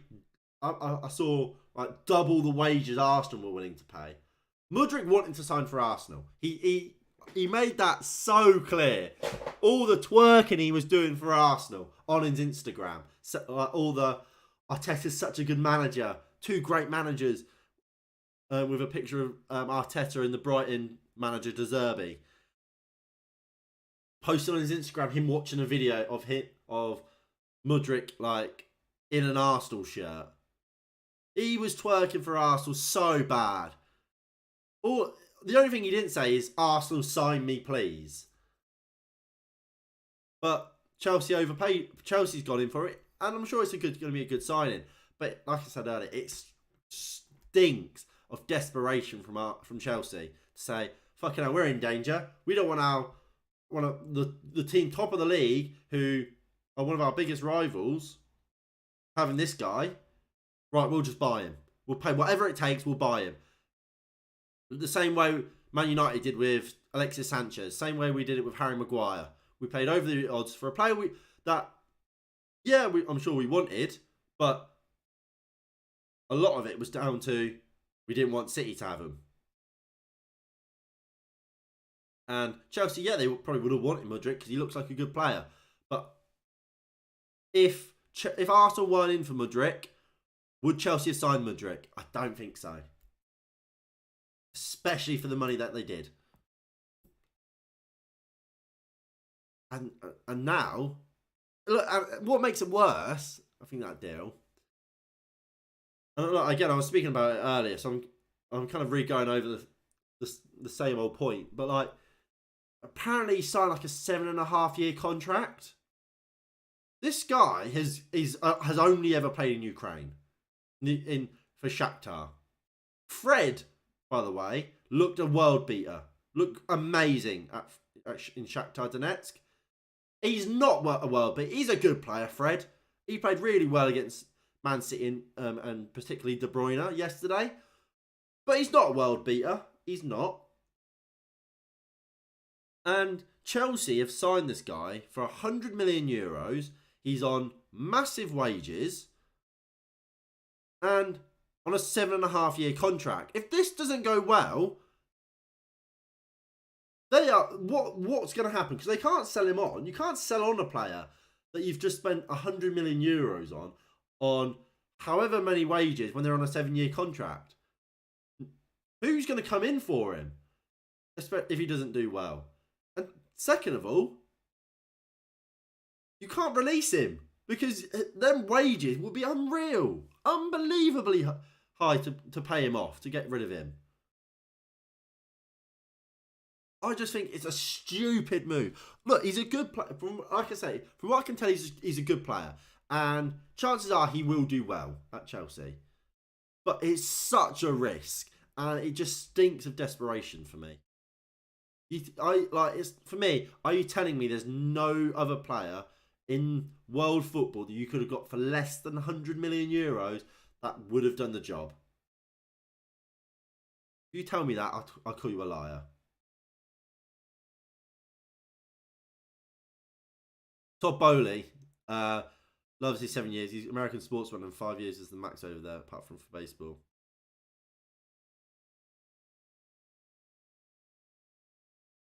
I mean, to be fair, I'm pretty sure Graham Potter's on quite a lot on a long-term deal.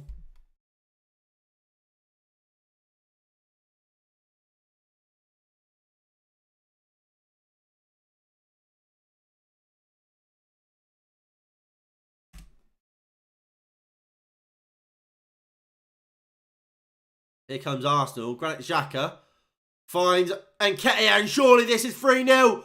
Big save by Hugo Lloris. Could Nketiah have done better? I don't know. Maybe. No, Potter's a 4-year contract.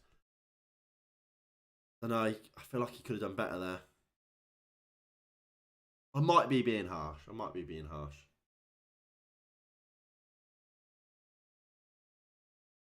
It's a great ball from Xhaka. It's a poor first touch, really, from Nketiah. And that's what takes it away from him and gives Lloris a chance to get out and kind of smother him. It's a good save by Lloris, but I don't know. I feel like Nketiah should do better there. But look, we're about 70 minutes into this game. It's Spurs 0, Arsenal 2. Still no changes from either side just yet. But Gabriel Martinelli has just gone into the book. Not great for my fantasy team.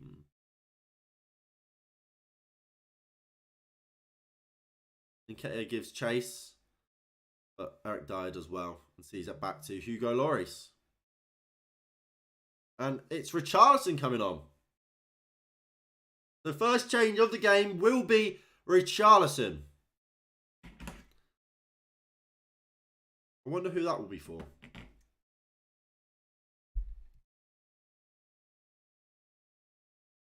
I mean, obviously, I know Richarlison got injured, but what's been everyone's thoughts on his move to Spurs? I always thought they overpaid for him. I think he's a good player. I think he's the reason essentially everything stayed up last year. But I do think it's a weird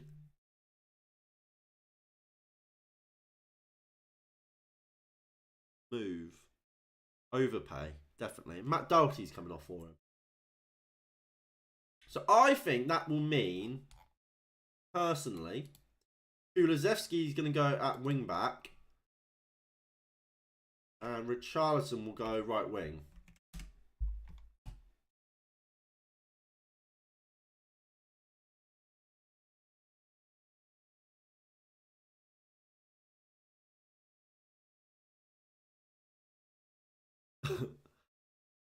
And everybody say about the bird, bird. The bird is the word. Here is Nketiah. Eddie Nketiah still has it. Is that not a foul? No, ref, you're not gonna give that? Hold on. Give me a second. Welcome to the hopefully that's the score. Hopefully that's the score tomorrow. Not tomorrow. Wednesday.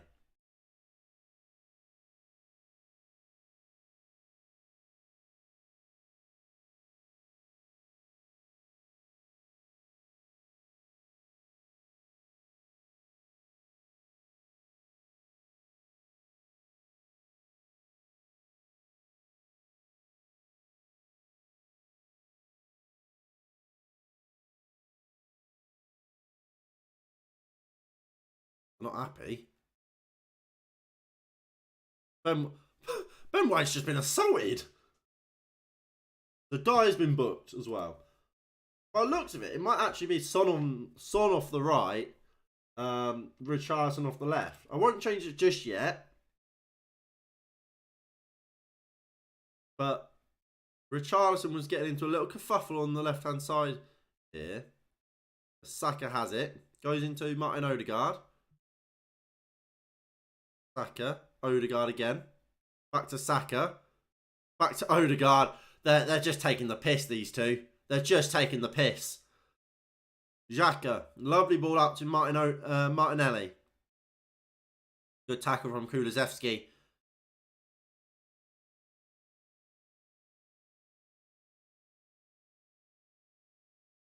And no, by the looks of it, Richarlison is on the right, and Kulusevski is at right wing back. So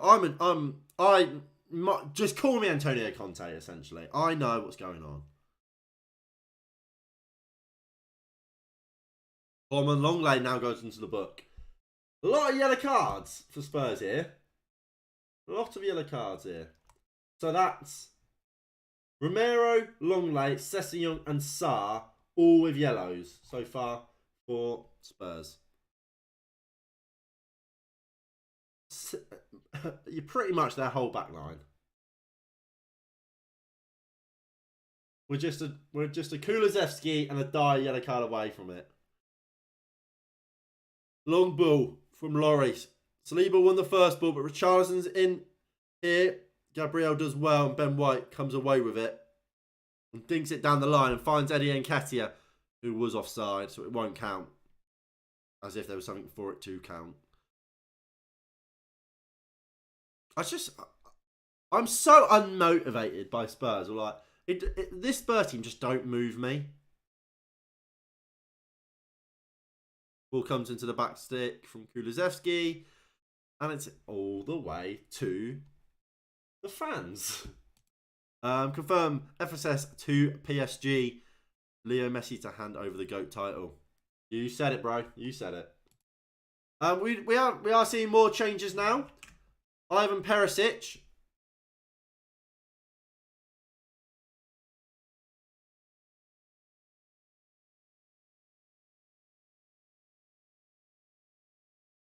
So Sarr is off for Basuma. And Sessegnon is off for Perisic.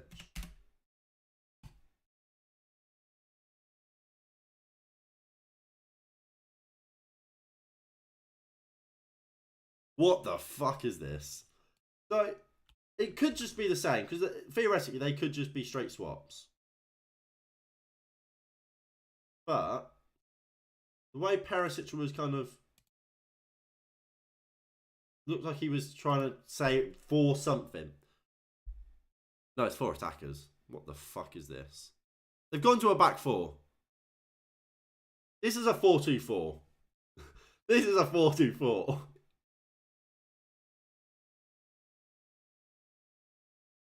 He just doesn't get used. To be fair, Bentancur is really good. Bentancur is very good. He's a very good footballer.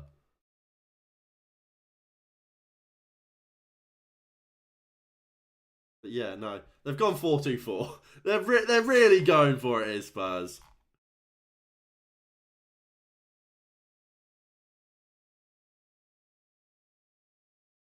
I don't even have a 4-2-4 set up. Fucking hell. So boom.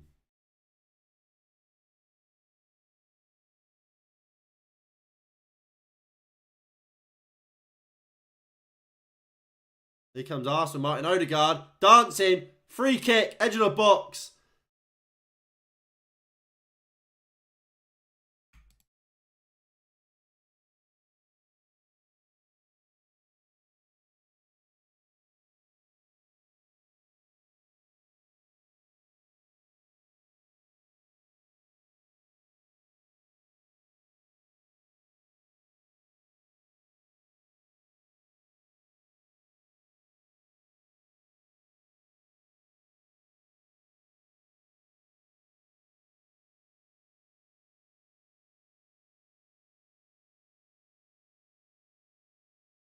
But yeah, so Romero is now playing as a right back.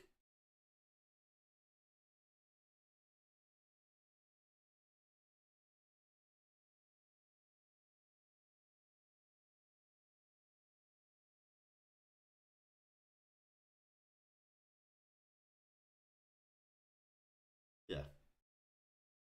There we go. Son's laying down on the ground. So I imagine it will be Odegaard to take it. It could be Xhaka. I feel like it's a bit close for Xhaka though. I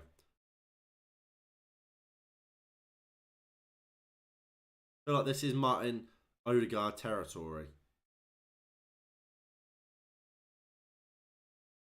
No, it is going to be Xhaka. That was fucking dreadful. That is awful. What is he doing? Oh no, it wasn't that bad. I can see what he's doing now. So Kieran Tierney's coming on.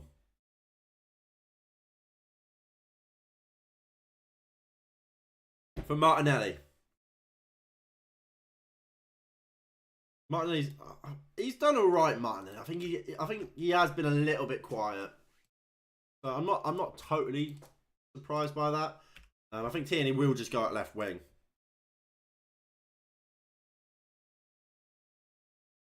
I don't think it's going to be a change in system. I think it will just be Kieran Tierney will play as a left winger. Because I mean, well, it's not like Martinelli doing something special. He's just staying high and wide, and obviously Tierney will offer that little bit more defensive security up against Kulusevski and Richarlison.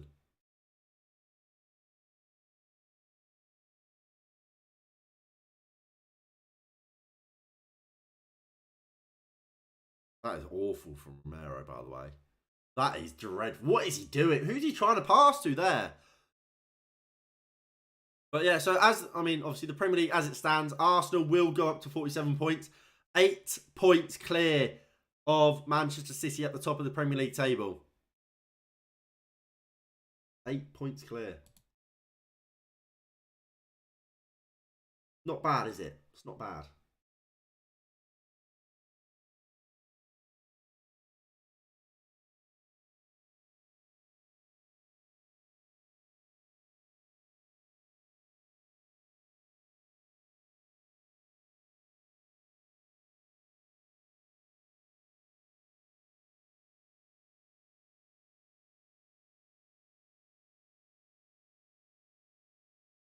Richarlison.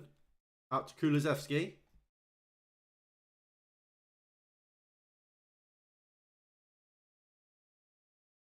Right. There we go. So that's now like that table is now the current table as it stands.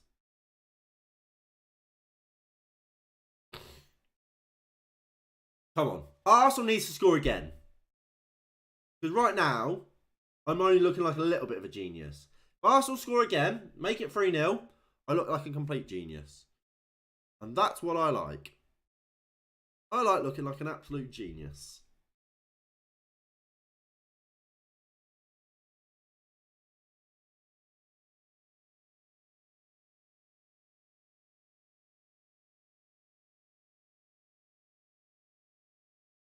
Ball into the box from Spurs. Ball back in. Can Arsenal get it clear? Kulusevski on the edge. Kulusevski still puts a cross. Arsenal are all over the place defensively here. Shot blocked by Son. Richarlison has it. He messes up the first touch. Ball back into the box. Saliba wins the first ball. Ben White the second. Basuma. Son shoots, blocks. Richarlison. Saved by Aaron Ramsdale. He has hold of it.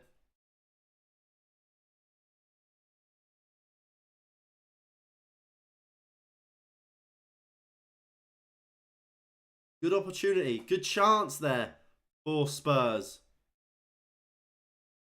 It's not going to plan. Ball out wide here to Bukayo Saka. Saka pulls it back to Eddie Nketiah. Nketiah to Odegaard. Partey. Zinchenko. Puts the ball into the box. Well defended by... Was that Longley? Cleared. Richarlison heads it forward. Saliba finds Xhaka, who's slowing it right down now. Xhaka plays the ball to Nketiah, but as he plays it, Nketiah stops his run, so it just looks a little bit awkward. But Spurs, they've got to be direct now.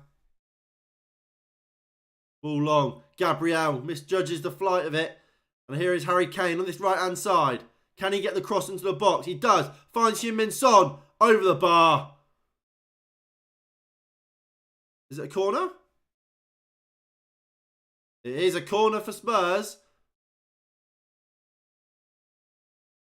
Perisic comes over to take it.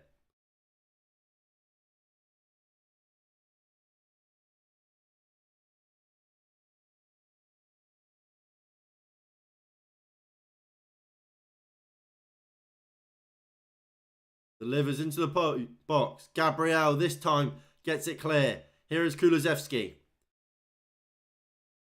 Puts it across. Ramsdale.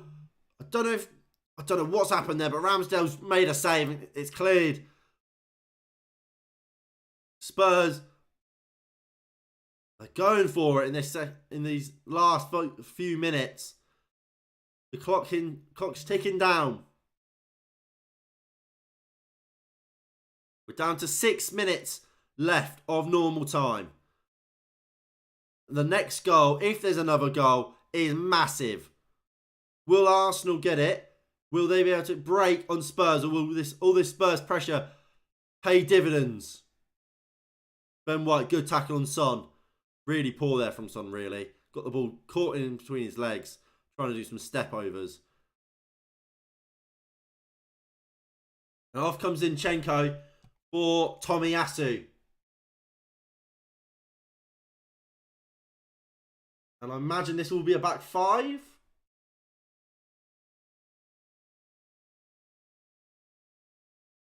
No, Tomiyasu might just drop in at left back.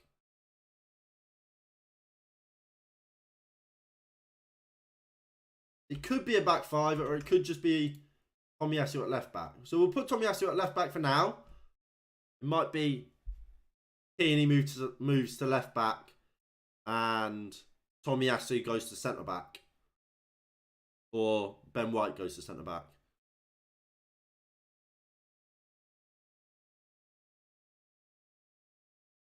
But throw in for Perisic.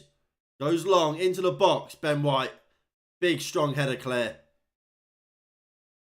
Let's back up for another throw in. They'll do the same again. Ball into the box. Ben White's there again. Saka looks to got it clear. And Ketia tries to flick it on again, but just takes out Clement Longley. And it's a free kick to Spurs, edge of the box.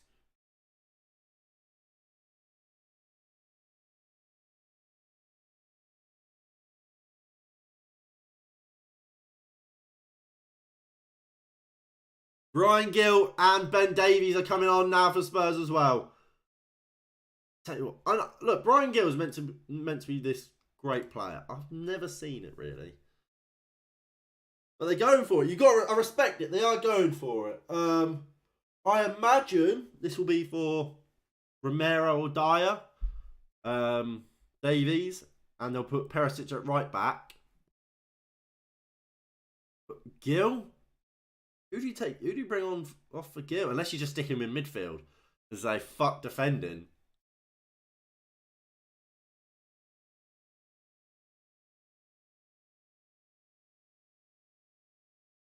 So Son on this free kick. 86. Nearly 87 played. Heung-min Son. Straight into the Arsenal wall. That's a really poor free kick from Heung-min Son. Don't think Son's had a great game at all. Kulusevski. Kulusevski, to me, has been Spurs' best player. Basuma wins it. And yeah, look at that. Tomiyasu's playing at left back. Here is Kulusevski. Shoots. Might have taken a deflection or two. Took all the pace off of it. Ramsdale has it in his arms. Moves it out quickly to Bukayo Saka. Who doesn't look too much in a hurry to get forward here. Moves it into Martin Odegaard. Back into Bukayo Saka. Saka looks for Tierney.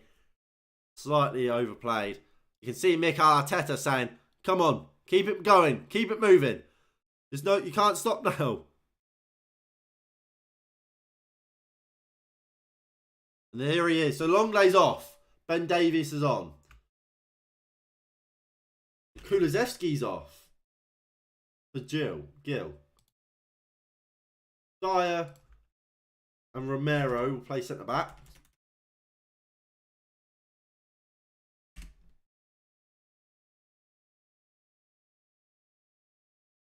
Perisic moves out to right back.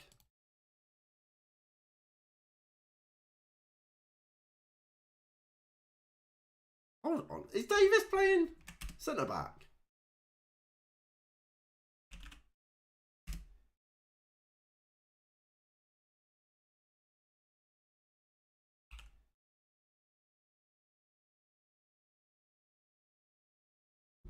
Ben Davies might actually just be playing centre-back for some reason.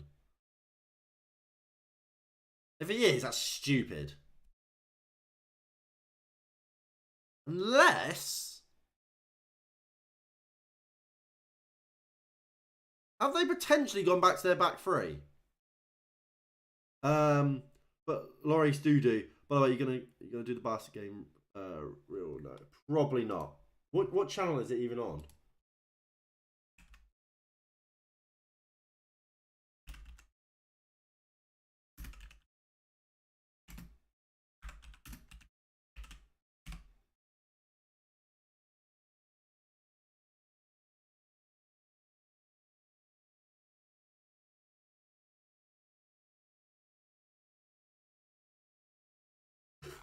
Of course they are. Oh, it's on BT. I'm not going to do it. I won't be streaming it.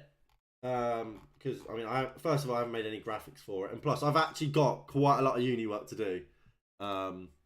Quite bad for the amount I've got to do, really, given the deadlines of next week. But I probably will end up. I'll probably have it on my screen, on this monitor, with it on. But I can't dedicate like 2 and a bit hours to watching it, and I've just got so much on. If I knew would I have done it if I knew it was on BT? Probably not, if I'm being honest. It was either going to be this. It would have been this game or the or the Barcelona game, and I've chosen this one.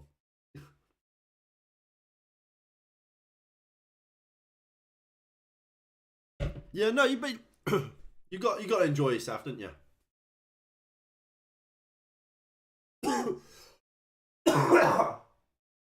Oh, pardon me. A uni stream.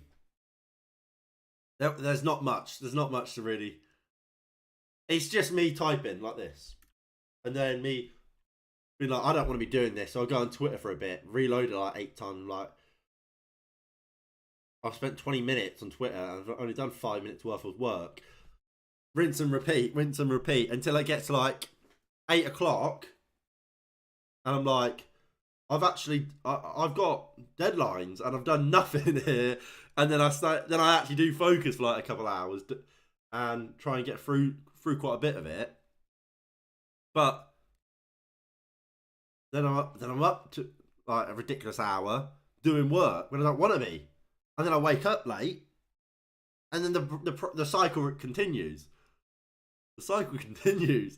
I've got to be up, like, I'm waking up at like 11 o'clock at the moment. I can't be doing that.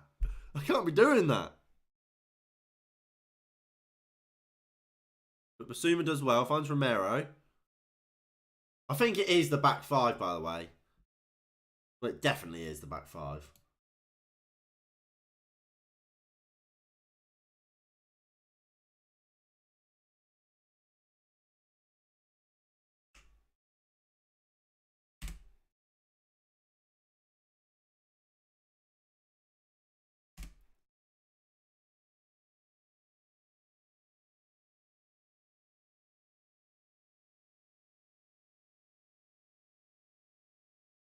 So Smith Rowe and Fabio Vieira are coming on.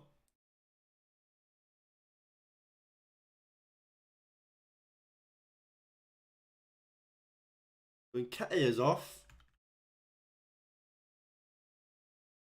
Ketia makes way for Smith Rowe.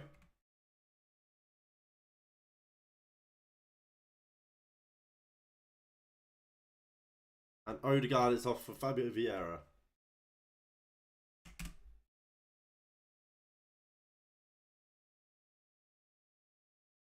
And there's a job well done for Arsenal today.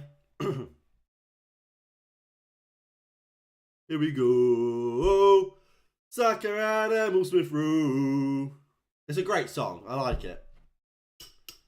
I mean, Lloris is just not a very good goalkeeper, like I said. I mean, I tweeted it earlier. The game is this. If people like underestimate the influence of a goalkeeper for today, this is a prime example. How many brilliant saves has Ramsdale made? Lloris threw one into his own net. Don't get me wrong, both goalkeepers have made some good saves, but Ramsdale, when it's mattered, has kept Arsenal in the game and kept Arsenal's lead alive and intact, and kept their clean sheet. Lloris literally throws the ball into his own net. So, exactly. Well, like I say, Lloris has made a couple good saves. Some of them have come from his own mistakes. But, like I say, yeah, Ramsdale makes the saves and some great saves as well. Whereas Lloris has made a great save against Nketiah, which he caused by just shocking on the ball decision making and kind of, I guess, just quality. And then, like I say, he threw the ball into his own net. Spurs can be ahead on XG. We've watched the game here, and Arsenal deserve to win. And plus, it's one of those things where, like, when Arsenal have taken a 2-goal lead, and Spurs have gone for it, they've thrown the kitchen sink at this Arsenal defence, and Arsenal aren't trying to score at this point. Essentially they've won the game. They've got the game won. They're making sure they just see it through. And that's what Arsenal have played and have done for the last 20 minutes. So with Spurs just piling the pressure on, chances are they actually will get high because they're going to have so many chances. But there we go. Arsenal are top of the league. They are 8 points clear. That table is now the official Premier League table. Not just the live one. The official current Premier League table.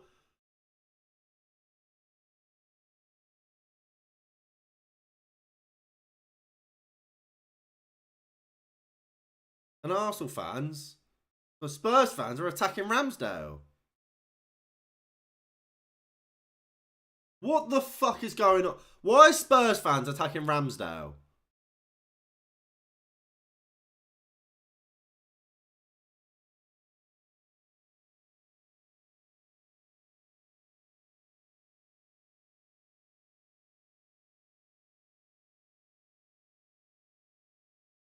I think Ramsdale's been giving it the big un. Yeah. Ramsdale's been giving it the big un in front of the away fans.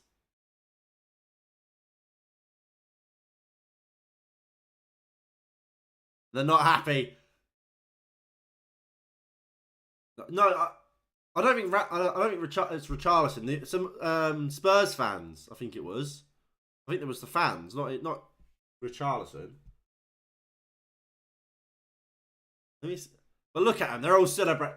Dude, like it's like Ramsdale. I guarantee he's done something to him, but obviously it goes without saying that doesn't mean fans can come on the pitch and start like attacking him.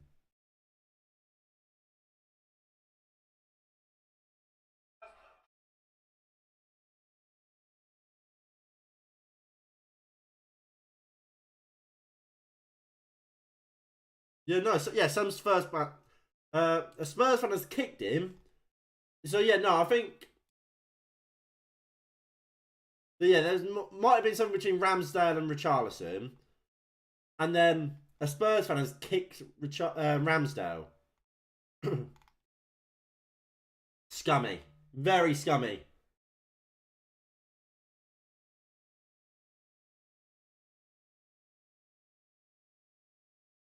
But Arsenal, they're looking very, very good.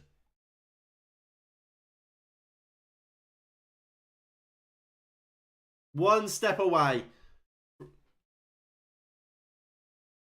They're so close now, Arsenal. Like, they are so good, Arsenal. Another win, another 3 points for them as they approach and get closer and closer to winning that Premier League title. And they deserve it. That's the sad thing as well. Not even as if they're just getting lucky in games. They're lucky to be top. They absolutely deserve it. But yeah, that is going to be it from me today. If you have enjoyed, please do hit that like button below and subscribe if you are new and you haven't already. That would be greatly appreciated. And I'll see you all in the next one, I guess, in a bit. Peace.